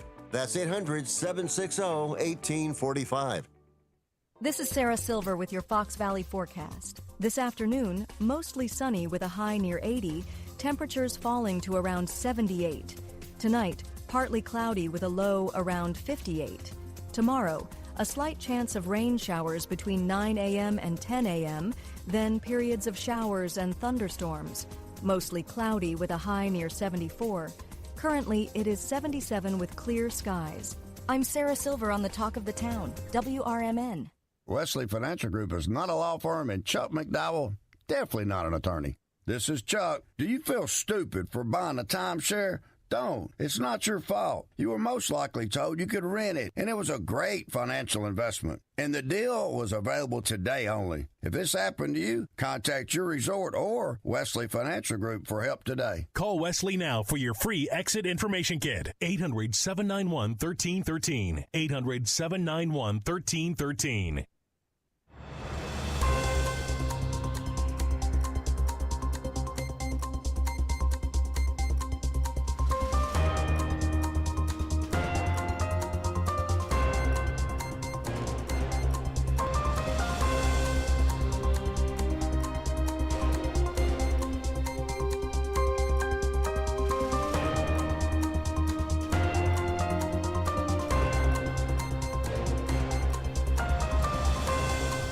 Welcome back to A Political Talk Show on WRMN. We're defining economic systems today, mostly because I want to be able to speak the same language with each other. And a lot of times we have issues with maybe bias for a word, or maybe our understanding of it isn't fully there. We take a lot of words, and how we learn language in general is we take a lot of words from context. Trust me, most of the words that you use every single day, you've probably never looked up the full definition of that thing. We use it based off of context clues. That's how we end up reading. That's how we end up learning new words in general, is we take the words that we know and then we turn around and we say, okay, I know these words. This word must be similar to these ones over here. And we almost learn a language by kind of building bricks on top of each other. I can say something is red and then go even deeper into there, maroon or cherry red, or you just bring it all down. So what happens a lot of times in debate, where we use words and we use charged words, because a lot of times what you want to do is you do want to get an emotional reaction out of the person you're debating with. Mostly for me, I do it so that I can get the actual truth out of them, right? There's no more time than you're more truthful than when you're drunk or when you're angry. And don't be an angry drunk. That's one of the most truthful people in the entire world. But it's part of how we communicate. Part of communication isn't necessarily the message with the actual words themselves, right? Maybe if it's branding, I'm loving it, or have it your way, or just do it, or any of these other branding phrases that need to be marketed almost verbatim by their own words. At the end of the day, a lot of conversation is portraying ideas. If I wanted to tell you a story about my cat, there's 6,000 or 7,000 different ways that I can portray that story, about how they woke me up and they were I needed some sleep or anything like that, or how they woke me up and I was delighted to have them even though I was tired, right? It's back to that same side, 6 or 7 different ways to say the same story. So it all starts with the words that we choose. Like, I can't tell you a story about my cat if you think that cats are just female dogs, or you know what I mean? Like, or take the Ron Swanson approach to any dog that's under 15 pounds is a cat, and cats are useless. So that's Ron Swanson. That's not me. But it's that same kind of concept. If we're talking about a word, or we're talking about things, and we don't fully understand that, our default usually is to just, oh yeah, okay, I understand, because I'm smart enough to take context clues with whatever words you might use at any point anyway. So, and I've heard this word so many times from this context and that. Now, a lot of people use those words either out of context, or they frame that word in a way that is supposed to be malicious, or is supposed to be demeaning, or supposed to be a charged type of word, which again is why when people are put together and say, like, again, Social Security is the one I'm going to beat up over and over again because it literally has the thing in the name. When you turn around and you say Social Security is a public investment, nobody bats an eye about it. Oh, yeah, you're right. We have to invest in our seniors. We got to invest to make sure that we have a social safety net, et cetera, et cetera. But when I say we need this socialist plan to make sure that we have these socialist safety nets, as soon as I use the word socialist, that's when everybody's head blows up. It's the same thing. I barely need to look. Let me look around to make sure I don't upset anybody. Entitlements. Oh, entitlements. Oh, you're going to make it sound like I'm entitled. I'm not entitled. Yes, you are entitled to your entitlements. That's why they are called entitlements. Again, it's back to I want to use words because they are accurate and they are efficient. I don't want to use the word just to be a boogeyman at you and to say that this is it. And I find that socialism and socialist and communism and communist is more of a pejorative, like calling somebody a name, than it is actually discussing an economic system. And so what that does is every time that we try to talk about Social Security or food stamps or Section 8 or any of the other entitlement programs, we immediately turn away and call them evil because I use the word socialist.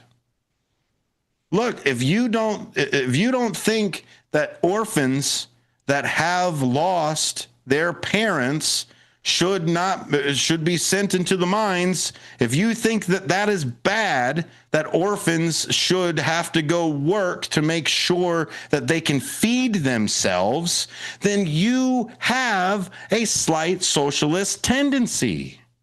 I hate to tell you that, but that is socialism. Now, we can call it public investment. We can call it civic mutualism. You can call it whatever you want to. But at the end of the day, if the state is doing it in that side with its own means of production, it is socialism. Despite how you don't want it to be. I'm sorry that your grandpappy told you all about the horrors of socialism while they were benefiting those things. Socialism arises as both a critique of capitalism and a proposed alternative. It emphasizes collective or public ownership of the means of production instead of allowing markets alone to decide resource allocation. Socialism relies on planning and regulation to ensure fairness and social welfare. The core aim is not to maximize profit, but the fulfillment of human needs. Now, that's a completely different chase than capitalism. Capitalism chases profit to fulfill human needs. The profit is what fulfills the human needs, as opposed to socialism, where at the core is not to maximize profit. I'm not saying that there are no profits in a socialism. People that don't understand socialism will tell you that. But the goal isn't to maximize those profits. The goal is to still get profits while maintaining and fulfilling human needs. The term covers a wide spectrum of practices and theories. It's a whole bunch of them. It's not just one socialist side. Some forms of socialism advocate for state ownership of all industries. Others propose mixed economies, where the state provides the key services while markets continue to operate in less essential items, right? So food or medical or any of those necessity things, the state controls and the state does within its power, while the rest of everything, you want to buy TVs, you want to buy candy bars, you want to buy whatever else that's above human need, they keep it on that side. So it's kind of like a hybrid.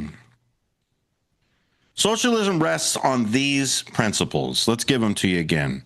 Collective ownership. Major industries are owned or controlled by the public, often through the state. The state turns around, gives money to the company, then the company ends up giving the state a piece of the equity. Again, we're looking at GM when we decided to buy stock in that and then to sell it back off when it was finally solid.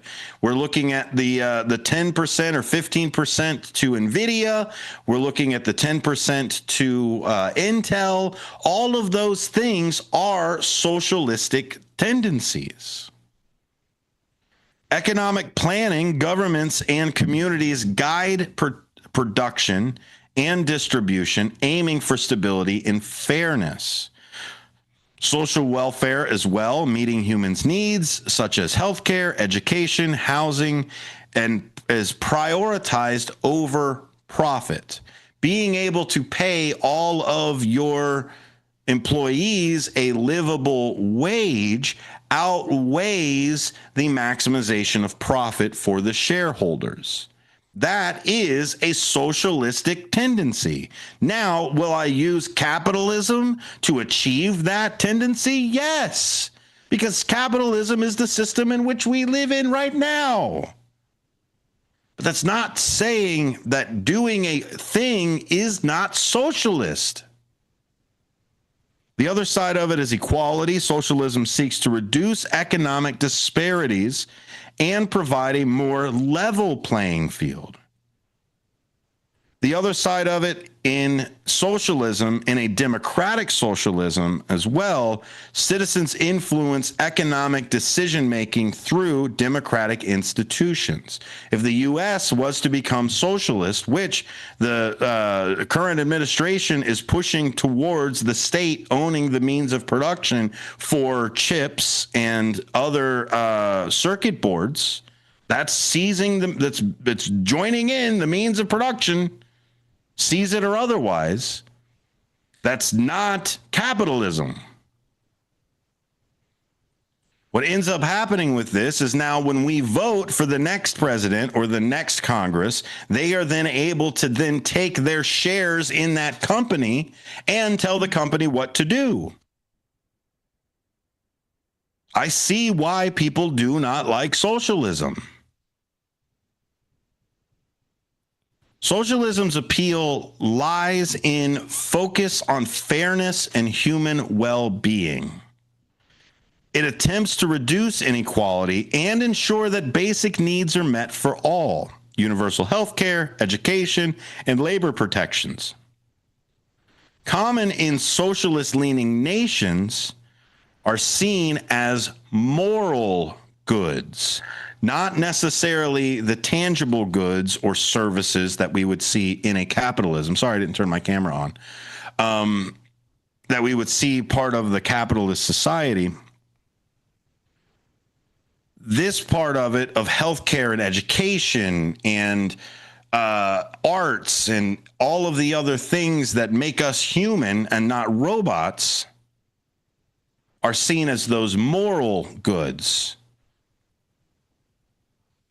We can get into the other side of why governments or why capitalists or why any of those people don't want you to be healthy or educated.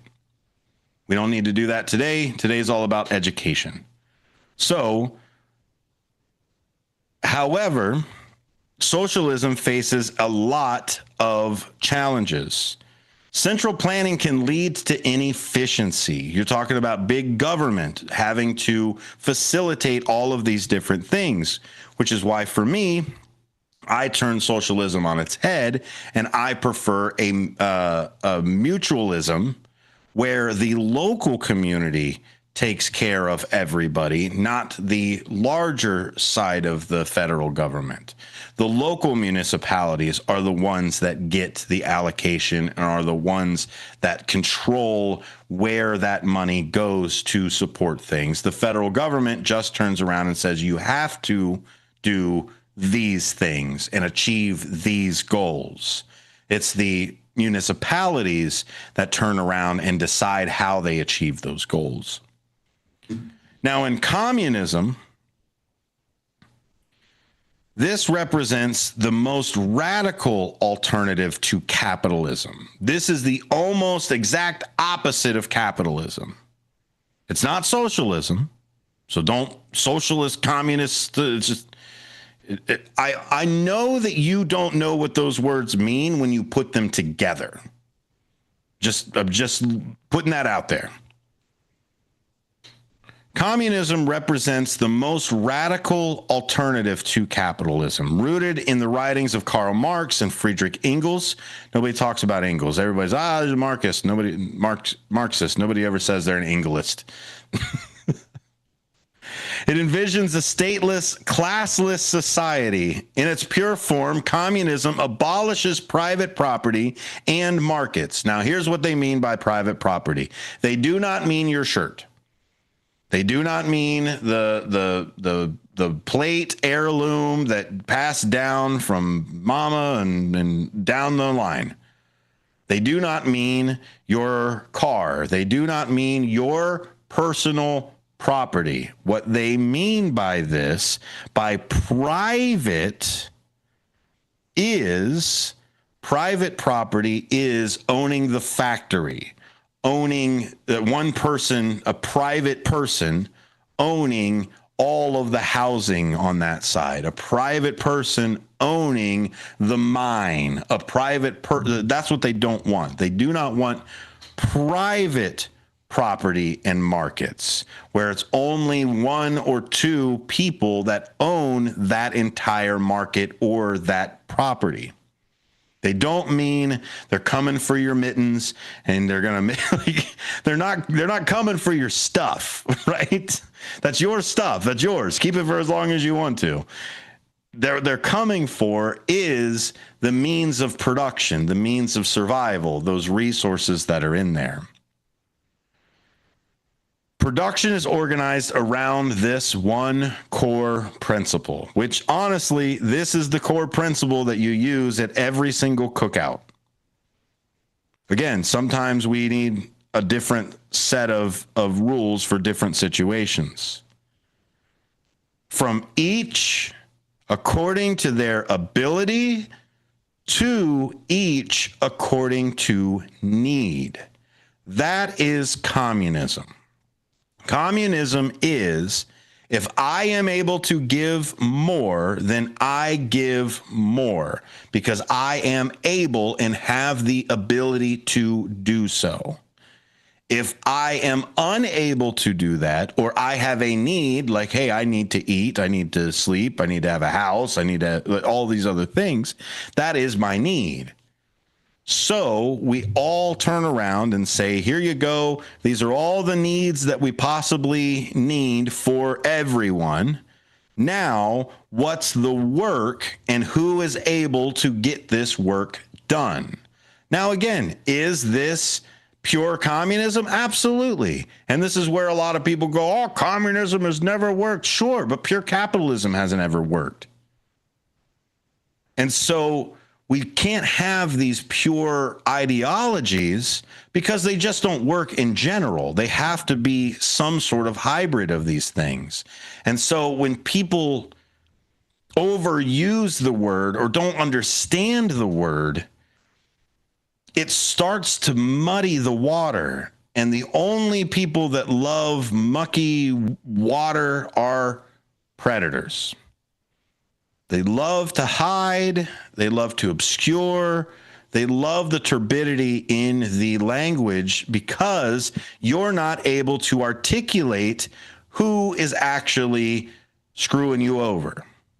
If you don't know the economic system, if you don't understand the way that the macro and micro economies work within your own structure, then it's easy for me to tell you whatever I want. Oh, yeah, you know, the reason that your insurance premiums are up so high, you know what? That's socialism. If we didn't have socialism, then your insurance premiums wouldn't be so high. That's wrong. But I can tell you that if you're a big dummy that uses socialism and communism synonymously. Sorry, I didn't mean to call you a dummy. You're learning. Marx described communism as the end point of historical development. Once we finally reach the Star Trek era of post-scarcity, is what they call it, Marx said that this was going to end up being the thing, communism.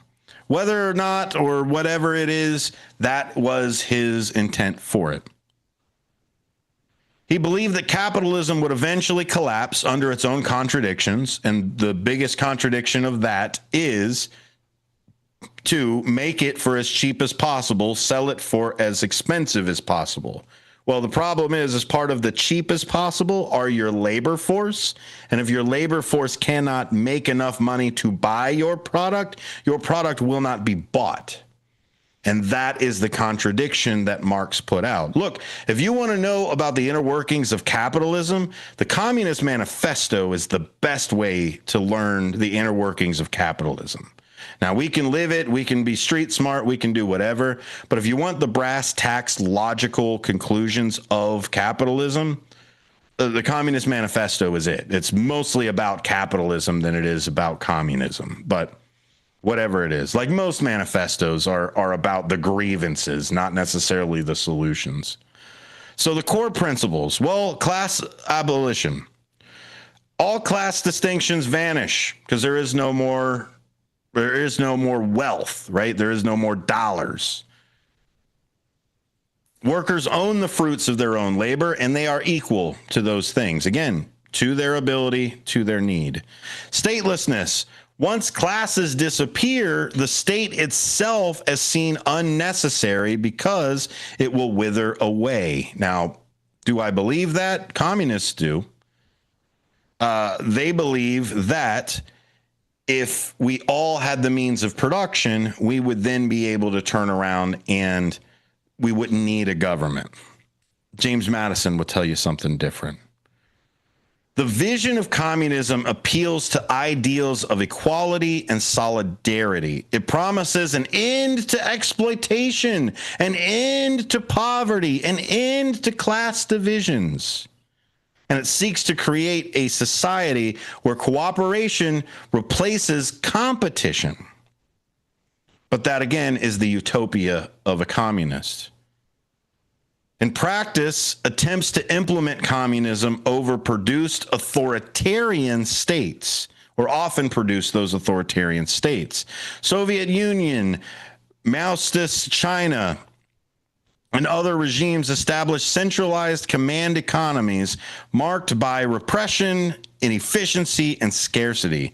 Instead of a stateless utopia, they produced powerful states that often curtailed freedom.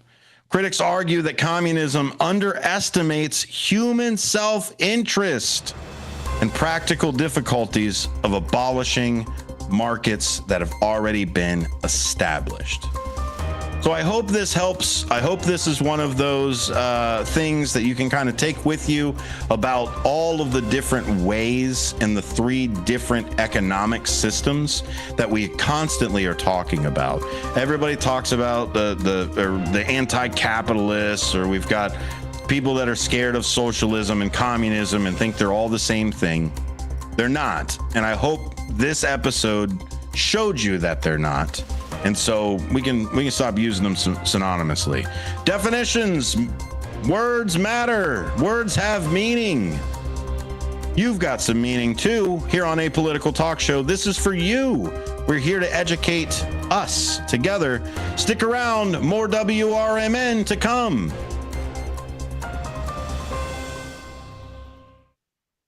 Hey, have you heard of what's happening in Hampshire this September? You mean America's First Responders Fest? Oh yeah, it's going to be huge. That's right. Saturday, September 20th from 1 to 6 p.m., downtown Hampshire will be alive with music, food, and fun, all to honor our incredible first responders. And we're not just talking about police and fire. This celebration includes nurses, EMTs, and everyone who's the backbone of emergency services. And we here at WRMN will be broadcasting live, plus stage presentations and a special first responders recognition ceremony. And check out this entertainment lineup: Rick Lindy and the Wild Ones, Mixed Company Band, and Canyon Arrow Light featuring Tim and Joe. And don't forget that classic car show presented by Gilbert's Eagles Club 1047, along with vendor booths, food trucks, and plenty of kids' activities. For more information, give us a call here at WRMN's office line. That's 847-741-7700. Or check out our website at WRMN1410.com. We hope to see you there. Your hometown radio station since 1949. We are WRMN AM 1410, Elgin time, 5 o'clock. I'm Trey Westerberg on 1410 WRMN Elgin, proudly serving the Fox River Valley. This update brought to you by VaxAssist.com. Warehouse 55, a popular vintage store in Aurora, is relocating to Batavia. Known for its well-curated mix of modern, contemporary, and antique decor and furnishings, Warehouse 55 will bring nearly 50 dealers to 161st Street in October. Manager Mindy Schloss says the business grew from 1 floor to filling 2 at 55 South Lake Street in downtown Aurora. The new digs span 8,000 square feet on 1 level. Warehouse 55 opened in September 2019 with 30 vendors after owner Mark Allen Schuldine came across the space in the historic Aurora building. The business expanded within 5 years to maintain about 50 vendors and a second boutique location in Chicago's Westtown neighborhood.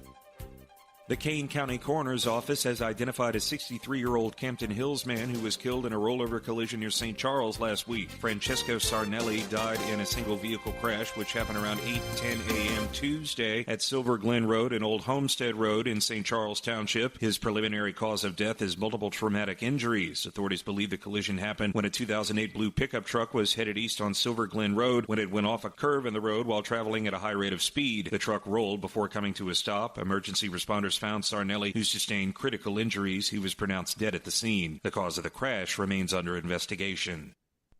Powerball players will get another chance today at a jackpot estimated at over $1 billion after no one won the big prize Saturday night. No one has matched all 6 numbers since May 31st, allowing the jackpot to swell to $1.1 billion, which would be the 5th largest prize in the game's history. Payments would be spread over 30 years, or a winner could choose an immediate lump sum of an estimated $498.4 million, again before taxes. I'm Trey Westerberg on 1410 WRMN Elgin, proudly serving the Fox River Valley. Let's go! You're still glowing, flirting, grooving. You still got it. But your immune system weakens as you age, making it harder to fight flu, pneumococcal pneumonia, RSV, and COVID-19. Vaccines are a key part of any health routine and help strengthen your immune response. Ask your doctor or pharmacist which vaccines you need. Schedule in minutes at VaxAssist.com. Sponsored by Pfizer.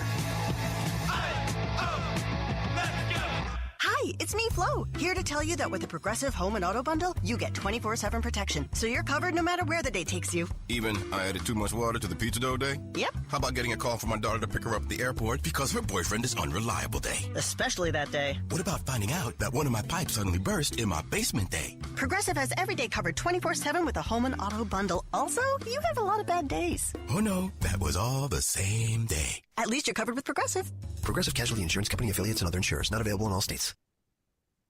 From the pages of the Elgin newspapers of 100 years ago today, these are the headlines brought to you by the Elgin History Museum. I'm Nick Freeman, and here's what was happening in Elgin, our fair city, on September 2nd, 1925. Faye Seafort, a 17-year-old farm employee west of Elgin, was under arrest in Chicago today, facing charges of larceny brought by Mrs. Belva Gartner, Chicago woman, who says the girl stole rings valued at $250 while acting as her maid. Miss Seafort vanished with the jewelry 2 weeks ago, Mrs. Gartner alleges. The girl was arrested at her home near Marengo, where she was trailed by Mrs. Gartner and Chicago detectives. The young girl was driving a team attached to a hay wagon when discovered by the detectives. Mrs. Gartner, by the way, was last year acquitted of the murder of Walter Law, an alleged ex-lover and married man, as the pair. This is Sarah Silver with your Fox Valley forecast. This afternoon, mostly sunny with a high near 80, temperatures falling to around 78. Tonight, partly cloudy with a low around 58.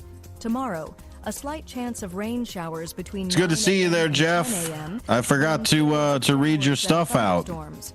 Mostly cloudy with a high near 74.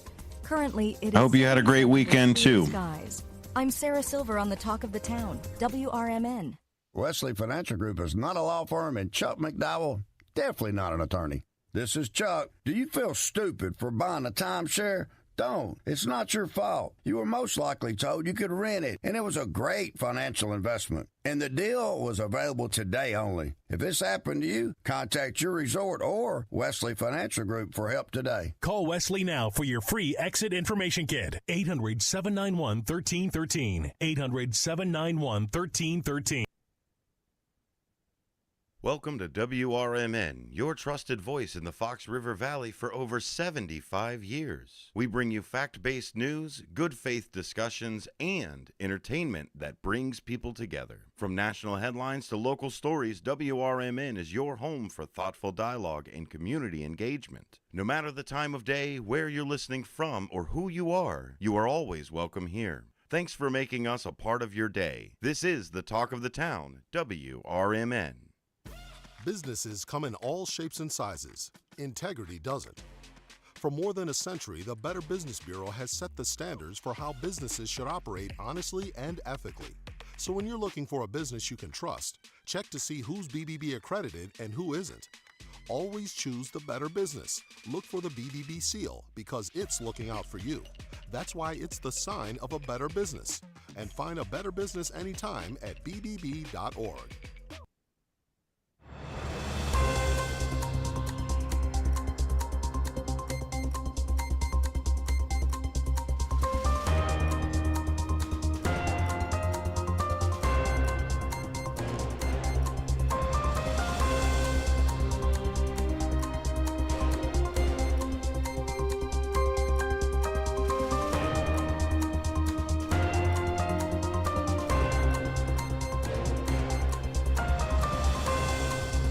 Hello, America, and good day to our friends around the world. This is a political talk show here on WRMN. That's WRMN 1410 on that AM dial. And of course, WRMN1410.com, where you can see all of the different ways that you can watch, listen, and interact with WRMN. Welcome in to a political talk show. My name is Dennis Sonar Green. Today we're going to have another fantastic discussion all about political philosophy and a few other things here in the United States. I love to take a snapshot of America here every once in a while of just kind of some of the things that we believe or some of the things that is the temperature of the American people. So, we've all heard the boiling pot, frogs in a boiling pot type of analogy for it. So it is a little bit of apropos to be able to talk about temperature of the United States. And one of them I want to talk about that we are all feeling, and we feel it every single day anyway. We use it to rectify a lot of our cognitive dissonance. We use it to kind of protect ourselves from having complete mental breakdowns every single day.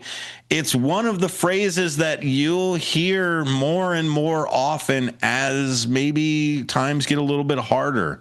You're going to hear it in English and Russian and even in French. French is probably my favorite way that you'll hear it. And that is, of course, que sera, sera.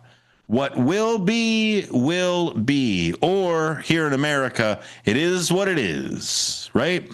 It is what it is.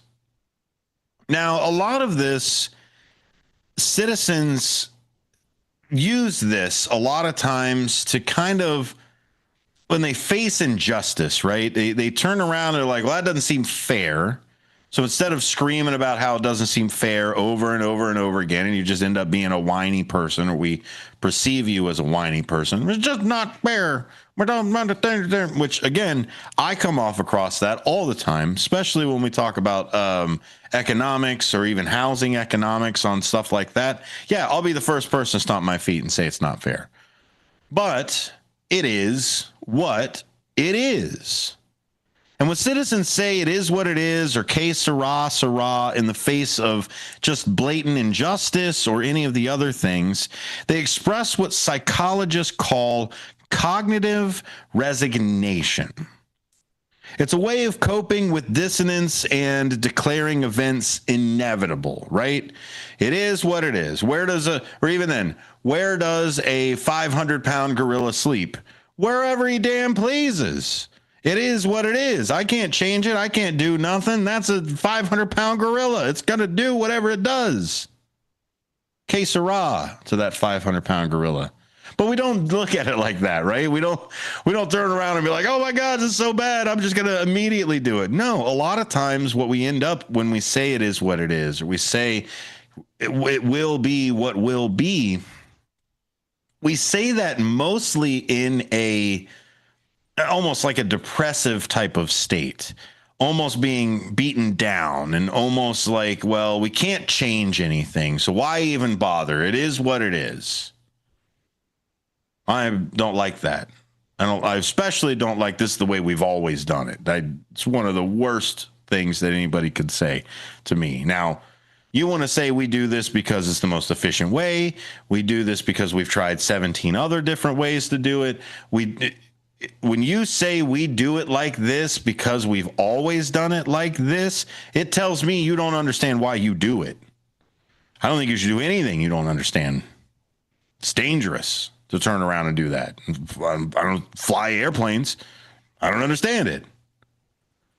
So when we live in a system like we've got now that's slowly creeping towards authoritarianism, authoritarians rely on this cognitive resignation, right? When we talk about 1984, we talk about, and the last order that the party gave you was to believe them 100%, regardless of what your eyes told you or your experiences or anything else like that. Because authoritarians live in everybody going around and going, well, I can't do anything about it. It is what it is. Que sera. Soviet Russia had their own phrasing for it. I'm going to attempt it later on in the show when we get to that point when we talk about Soviet Russia. But it lives in this area where authoritarians need that coping mechanism. They need you to give up. They need you to just say, you know what? It is what it is. Tariffs this, legal this, troops over here. It is what it is. They want you to say that. They don't want you to say, well, wait a minute. According to Article 2 of the Constitution, well, hold on a second. According to this posse comitatus, oh, wait, hold on. According to habeas corpus, they don't want you to do that. They want you to go, well, you know what? It is what it is. By normalizing abuses, overwhelming the public, and dueling outrage, they create resignation rather than revolt. Because what's the option other than it is what it is? Change it? Are you kidding me? Who's got time for that? Democracy rarely collapses in a dramatic blaze. It's more often weakened gradually, like water slowly brought to a boil. Many observers argue that the United States is now beginning to experience this slow heating, where authoritarian practices are tested and tolerated. Now, I'm not going to beat up on the current administration. We all know the current administration is what it is, right? But how does this administration get its power without the overstepping of multiple presidents that came before this one? The abuse of executive orders, that's not new. The claiming of a national disaster, also not new. Bullying Congress into doing what they want them to do. Heck, bullying the Federal Reserve to do whatever they want them to do. Again, not new, but tolerated. We tolerate it all the way through because we all say it is what it is. Politicians are evil. It is what it is. Who elects those evil politicians?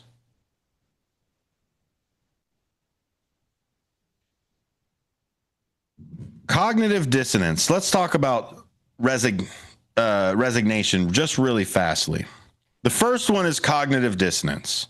Psychologist Leon Festinger, theory of cognitive dissonance, back all the way from 1957, explains how people feel discomfort when holding two contradictory beliefs.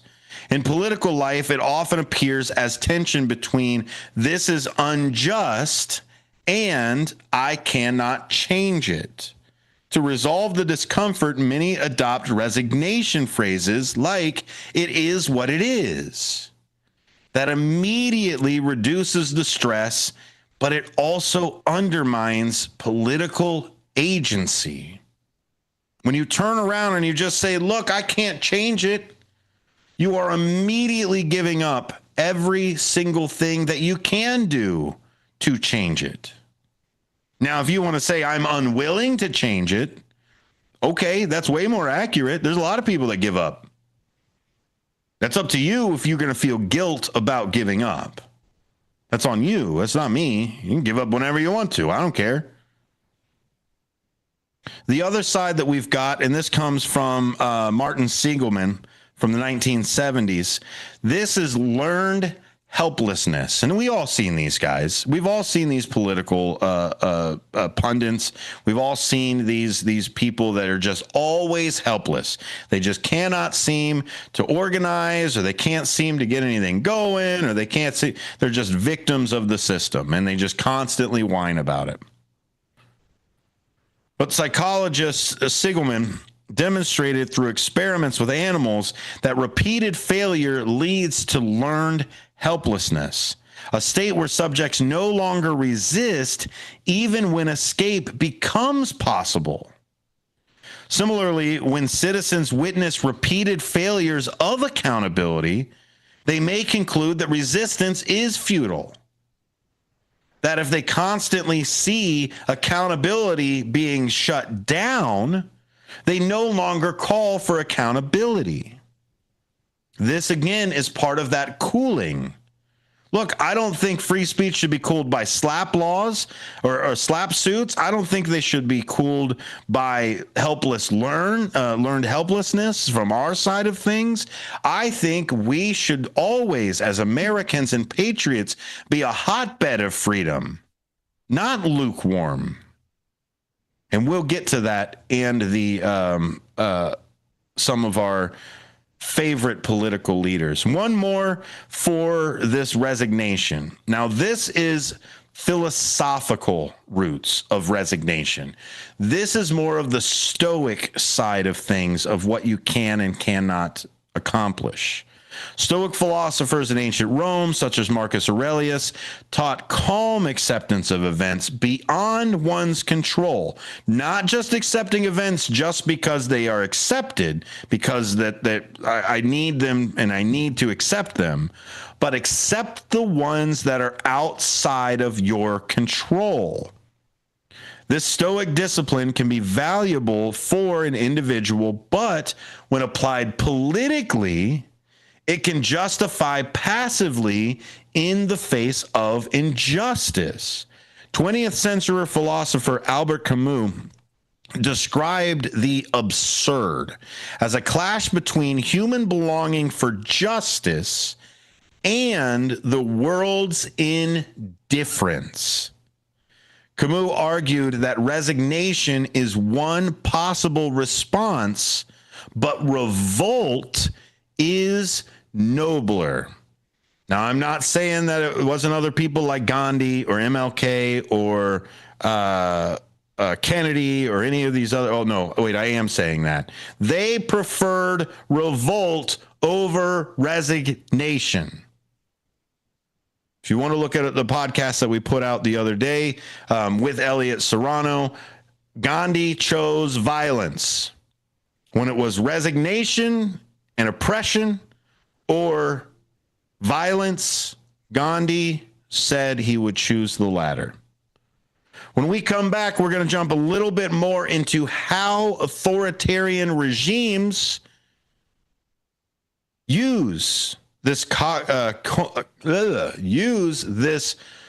cumulative resignation for the populace. Stick around. You're listening to Apolitical Talk Show here on WRMN.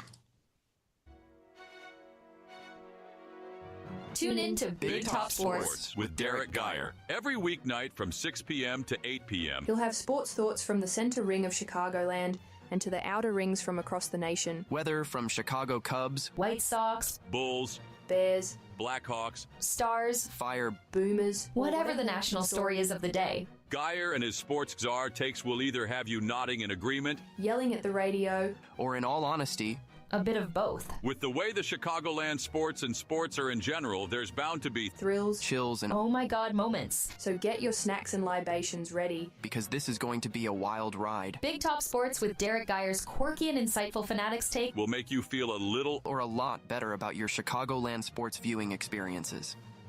Tune in to Big Top Sports with Derek Geyer every weeknight from 6 p.m. to 8 p.m.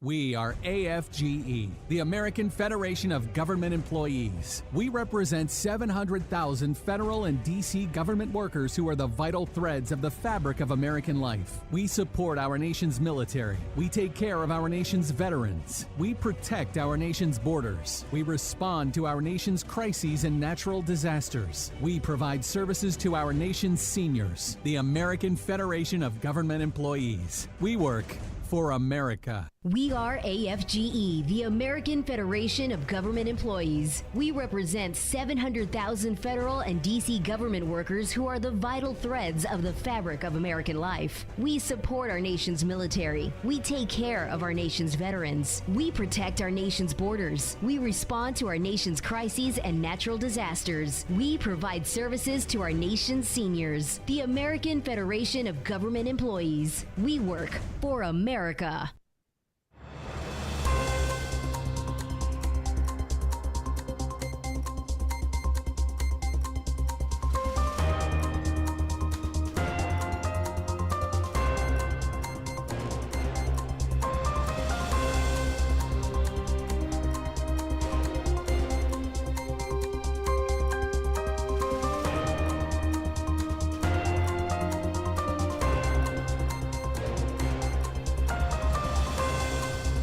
Welcome back to Apolitical Talk Show on WRMN. We're talking about resignation.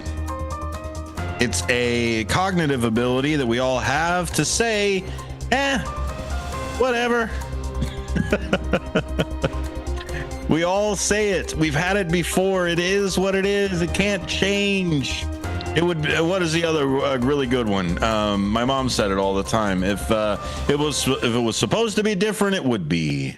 Right? I'm sure there are plenty of other ones that are out there with it, but that's the point. Is and a lot of this subject, it always gets my just red-blooded patriot American, my Patrick Henrys and my Thomas Jeffersons, and I just want to grab a pitchfork and a torch and just storm a Capitol. I won't, because a lot of times that's illegal, but it boils, right? You see the injustice. You see what's happening in America, whether the left, right, whatever. You've seen injustice by the government. Pick one. Pick any of them. Pick a random president, and we'll find the injustice that president did. Look, we're not going to say America's perfect. Anybody who says America's perfect is an idiot to begin with. We're not number one in a lot of things, but I believe we have one of the strongest constitutions and some of the strongest freedoms in that Constitution. And people are jealous. People are jealous of it to the point where they want to tear it down. Because as long as we have our freedoms and somebody else don't, then they always get to look at how much better it would be. Oh, it could be better. It could always be better. In fact, there's the example. But if I start to deteriorate the freedom here in the United States, then I can be authoritarian across the entire world, because there is no shining example of free speech. Honestly, that's the biggest one.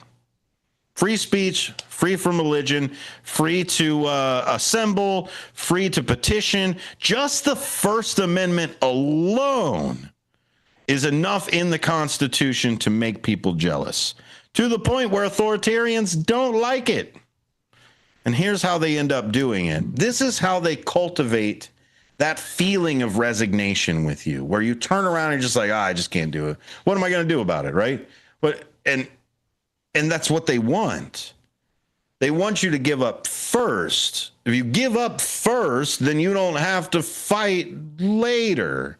We don't have to go through everything, especially if I spend a lot of time beating up the first people that show up. There's a reason why Thomas Jefferson said the tree of liberty must be watered from time to time with the blood of patriots and tyrants.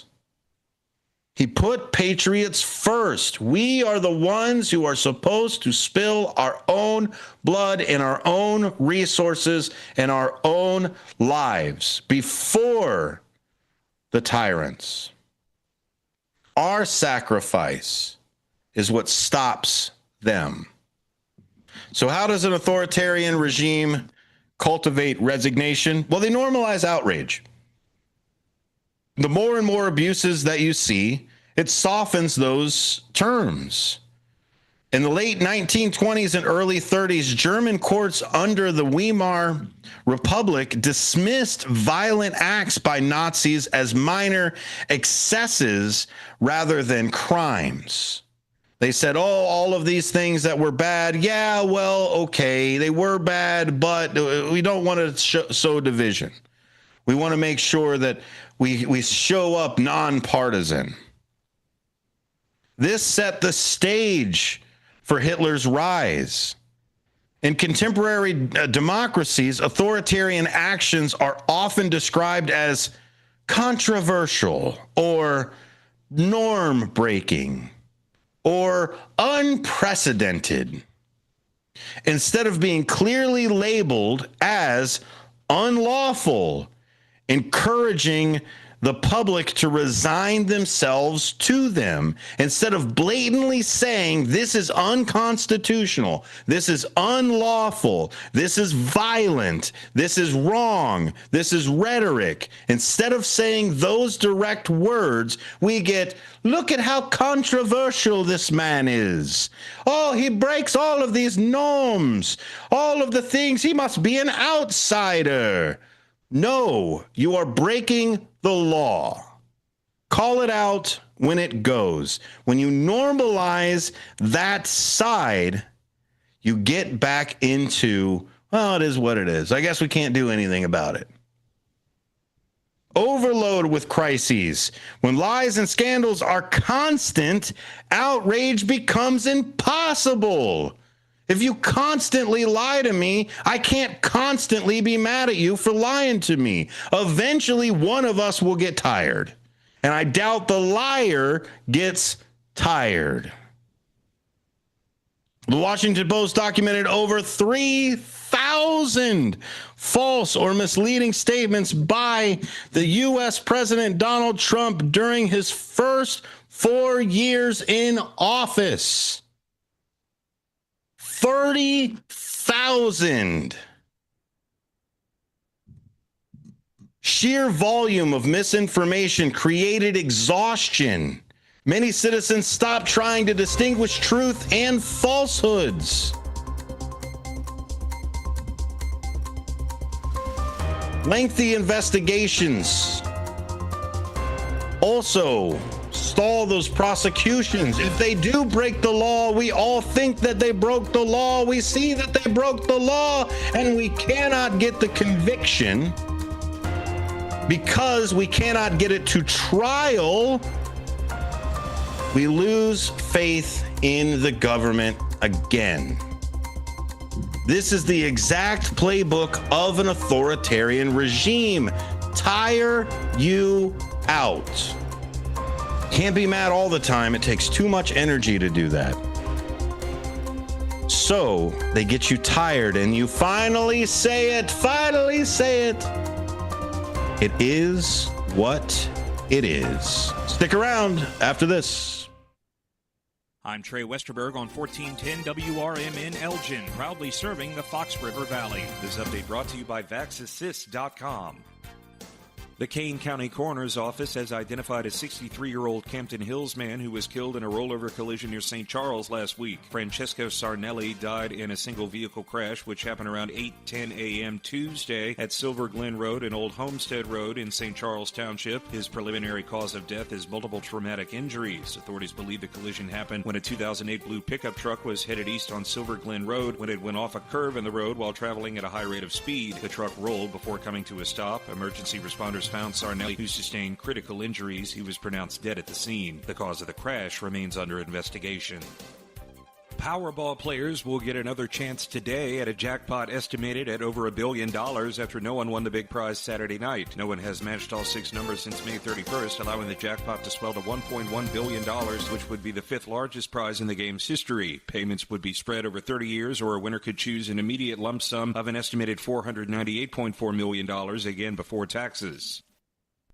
Warehouse 55, a popular vintage store in Aurora, is relocating to Batavia. Known for its well-curated mix of modern, contemporary, and antique decor and furnishings, Warehouse 55 will bring nearly 50 dealers to 161st Street in October. Manager Mindy Schloss says the business grew from 1 floor to filling 2 at 55 South Lake Street in downtown Aurora. The new digs span 8,000 square feet on 1 level. Warehouse 55 opened in September 2019 with 30 vendors after owner Mark Allen Schuldine came across the space in the historic Aurora building. The business expanded within 5 years to maintain about 50 vendors and a second boutique location in Chicago's Westtown neighborhood. I'm Trey Westerberg on 1410 WRMN Elgin, proudly serving the Fox River Valley. Working as a dedicated Fidelity advisor, I always ask, what's important to you? I'll look at those priorities and goals alongside your full financial picture to build a comprehensive plan designed to help grow and protect your wealth. With proactive portfolio insights and an eye on taxes, I'm here to help you make the most of your money. I'm Laura Maxwell, and I'm a dedicated Fidelity advisor. Learn more at fidelity.com/wealth. Investment minimums apply. Fidelity Brokerage Services, LLC, member NYSE, SIPC. Drivers who switch and save with Progressive could save hundreds. With that kind of money, you could go big time and skip the regular line at the airport and pay for speedy security. Imagine not having to quickly unpack and pack at the place you already came packed to. And wearing your shoes the whole time you're there? You can't put a price on that kind of luxury. Well, actually you can, and you paid for it. Switch to Progressive and you could save big time for speedy security. Progressive Casualty Insurance Company and affiliates, not available in all states. Potential savings will vary.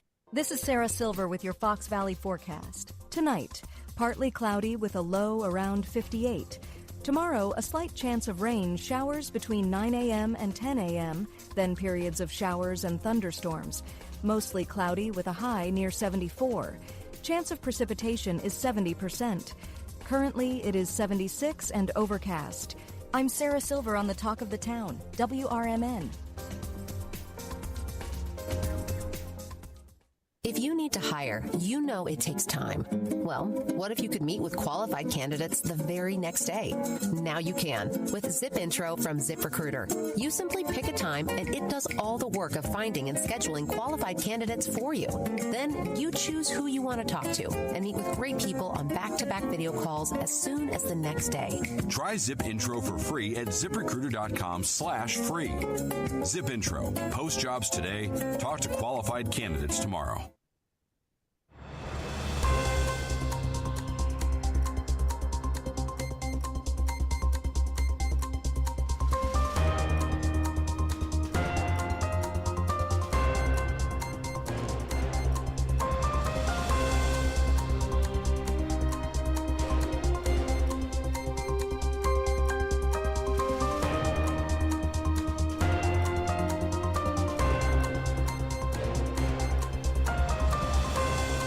Welcome back to A Political Talk Show. We are talking about resignation. We're not talking about complacency. We're not talking about, the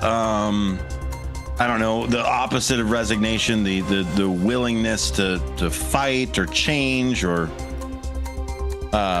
resolve, I guess. Resignation, right? Giving up. Well, it's nicer than saying giving up. We call it resignation. Well, like psychologists do. When we turn around and we are confronted by the unjust world, and instead of slipping into deep nihilistic existentialism, we say, screw it.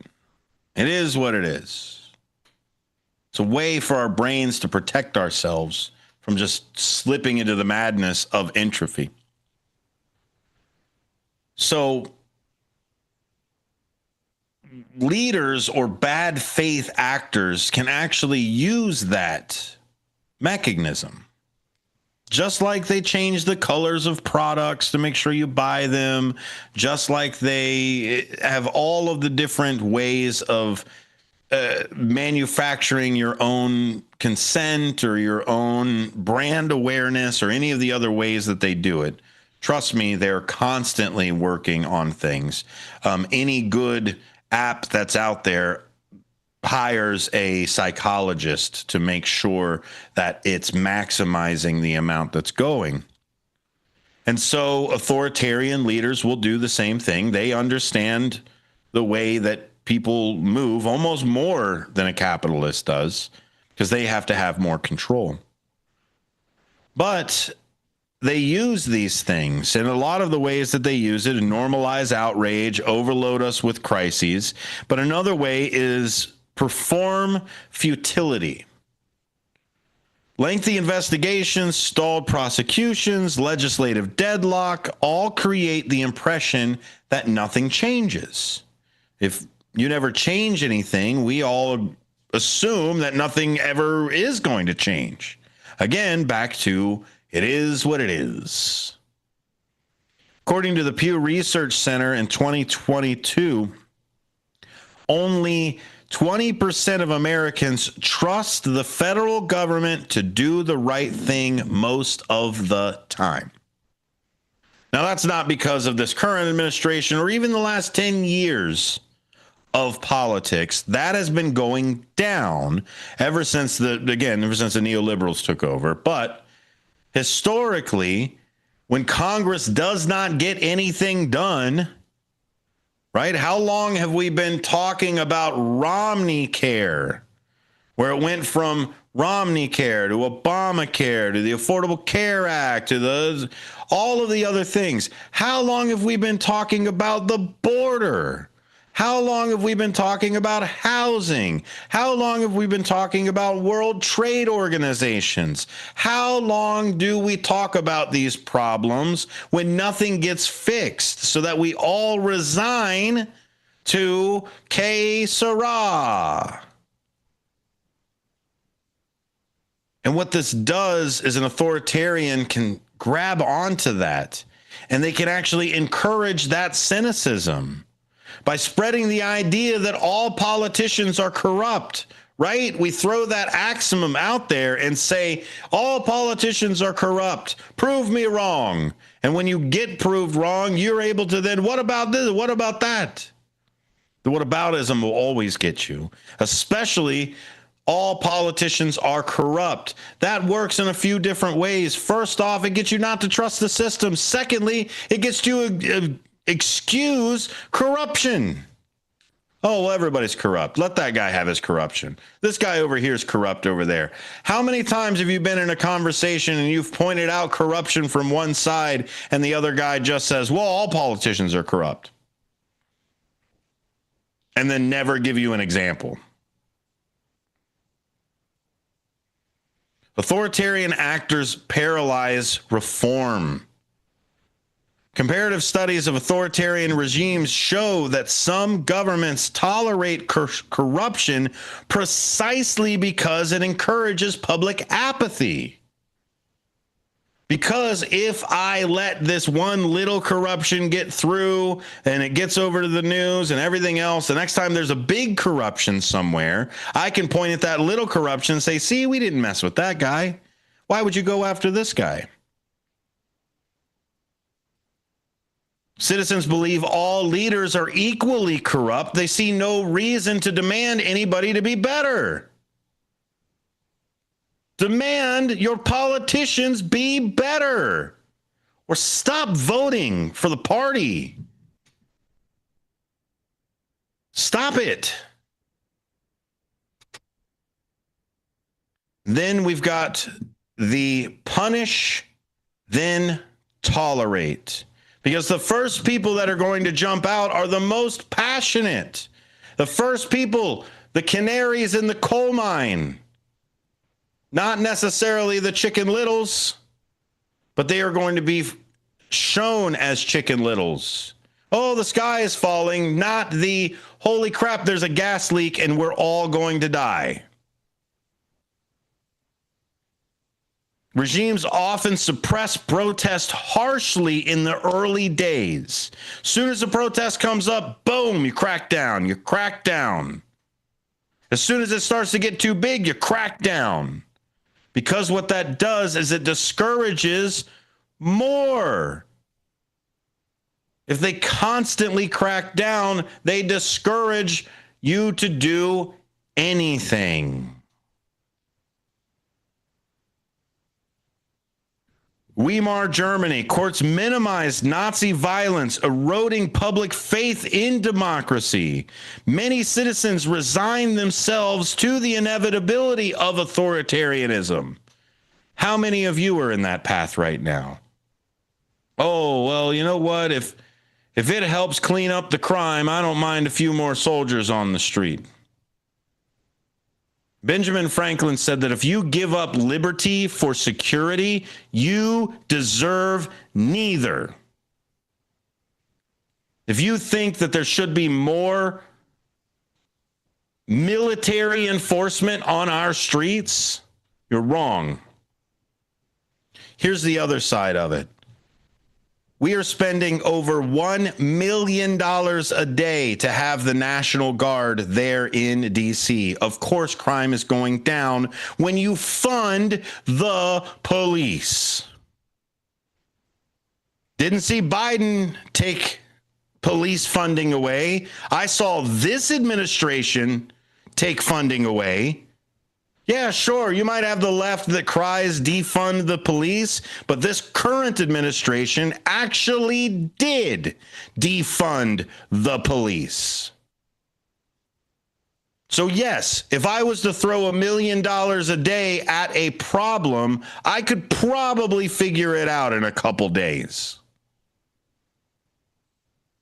In Soviet Union, fatalist sayings such as Takova Zhiskin, that's life, became the cultural mechanisms helping individuals endure hardship, but also prolonging the tyranny. That's life. I guess we just live in the authoritarian now. I guess we should just accept all of the bad things and not do anything about it. It is what it is. Thoughts and prayers to the is what it is. Apartheid South Africa. Many white citizens rationalized the racial injustice with statements like, it's just the way things are. Do you see why I get mad about this is the way we've always done it? Because it excuses inefficiency and it excuses malice. Black South Africans alternated between resignation and uprising until international solidarity and sustained protests finally ended apartheid. Sustained protests. They'll say sustained, but I'll say armed. United States Civil Rights era. White moderates often counseled patience and gradualism. In his letter to Birmingham jail in 1963, Martin Luther King Jr. warned against the tranquilizing drug of gradualism, arguing that resignation was a greater enemy than extremism. When they talk about lowering drug prices and the Biden administration lowered 10 and really got to do 1, there are tens of thousands of different drugs that go through the United States right now. And you're going to celebrate, you're going to take a victory lap because you knocked down 1 tranquilizing drug of gradualism. Can't you see that I'm working as best I can? I did the one thing. I walked that way. And I understand that the Buddha asked that you should be better than yesterday. But we are also supposed to be our best and the best we possibly can. 1 is not the best. And so what else? What can we do? How we just resign? We just get done? No. Jefferson, Rousseau, Alexander Hamilton, Patrick Henry, John Adams, Abraham Lincoln, all of these people that were great before we were even thought of, say that we do not have to bow. Now, I again do not advocate violence. I do not think that we need it to get things done. I'm one of those people that I don't even spank my own kids. We do other punishments and do other things outside of that, or other practices for things. But I will tell you, historically, there has been zero authoritarians that have ever been overthrown with peaceful protests. That's all I will say. I will let the others say it. Rousseau, who put together the social contract all the way in the 1760s, Rousseau argued that government is legitimate only when it reflects the general will of the people. Tyranny breaks the contract, and the citizens owe no obedience to rulers who betray the social contract. We allow to be subservient if you agree to be benevolent. Thomas Jefferson, in a letter to William Stephen Smith, Jefferson wrote, "The tree of liberty must be refreshed from time to time with the blood of patriots and tyrants." Notice he said patriots first. He meant when institutions fail to resist corruptions, citizens must bear the cost of restoring liberty. Alexander Hamilton in Federalist number 28, Hamilton argued that if representatives betrayed the people, only the people's right to self-defense remains. The government coming after you. James Madison, Federalist Paper number 46. Madison predicted that attempts to usurp power would inevitably provoke plans of resistance. Easily the most level-headed of all of our founding fathers, James Madison still said there will be plans of resistance if that social contract is broken. So we're going all the way from the 1760s all the way to the 1775. And of course, Patrick Henry, in his famous speech, declared, "Give me liberty or give me death." That goes back to Thomas Jefferson's tree of liberty and the patriots that water it. John Adams, the most amazing motto of any founding father. John Adams said it so often that Thomas Jefferson took it on as his own personal motto. This is how it goes. Rebellion to tyrants is obedience to God. Rebellion to tyrants is obedience to God.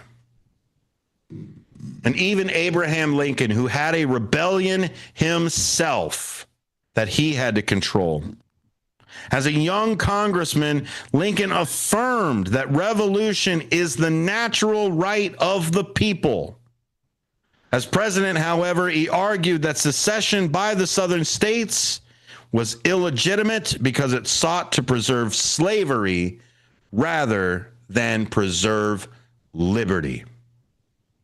So even he had a distinction on that side. Gallup poll reports in 2022, confidence in the U.S. Congress at 7%, Supreme Court at 14%, and the presidency at 23%. Declining trust, disengagement, and resignation, creating fertile ground for authoritarian practices. A populist can easily take this side. Newt Gingrich started this side of, instead of being a party with alternative solutions, we will be a party of opposition. And because we have gone through this channel of back and forth and just destroying instead of helping or coming up with alternatives, we get Mitch McConnell or we get Nancy Pelosi, who wouldn't bring any kind of vote to the floor that she didn't know was already going to pass. So how do we know what everybody actually wants if we don't actually vote on it? Authoritarians come in all shapes and sizes, ladies and gentlemen. Common refrains such as, both parties are the same, or why vote? It won't matter, demonstrate how resignation becomes both a coping mechanism and a political force. If all I have to do is just get you up off the couch, I don't have to tell you what my policies are going to be. I don't have to fight for the different ways of life. I don't have to do anything but do a culture war to get you up off the couch to vote. That's a terrible form of democracy. These statements signal despair at the institution's failures. What person from the government would tell you don't trust the government? Then get out. It's like going to a Mickey D's and the guy behind the counter says, don't trust the meat here. Why do you work here? The Overton window as well. The Overton window continues to shift. If you're wondering about the Overton window, again, I'll reference the podcast. We've done an episode, a full hour about the Overton window and about how it shifts based off of us adding things that should be outside of norms into the normal conversation. It describes a range of politically acceptable discourse. When authoritarians act, are described with softened language such as, that's controversial, instead of saying it's flat out illegal, the window shifts. That once shocked becomes normalized, lowering democratic expectations and encouraging resignation. Sonar, how do we break this? The very first thing, and it is something that I strive constantly to talk about, is reassert the language. Naming authoritarian practices clearly restores the urgency. Euphemism empowers anti-democratic actors. If I turn around and just say that's a disturbed person instead of saying that psychopath just punched a baby, that is two completely different frames of mind. The other side is swift accountability after an act has been found unlawful. Accountability needs to happen. Why is justice for the poor? Because you can't hire a lawyer to extend something 18 months, 18 years? Swift, blind justice happens for those that can't afford representation. When you delay the accountability, it corrodes legitimacy. Jefferson's warning applies. If institutions hesitate, it's the citizens who pay the price.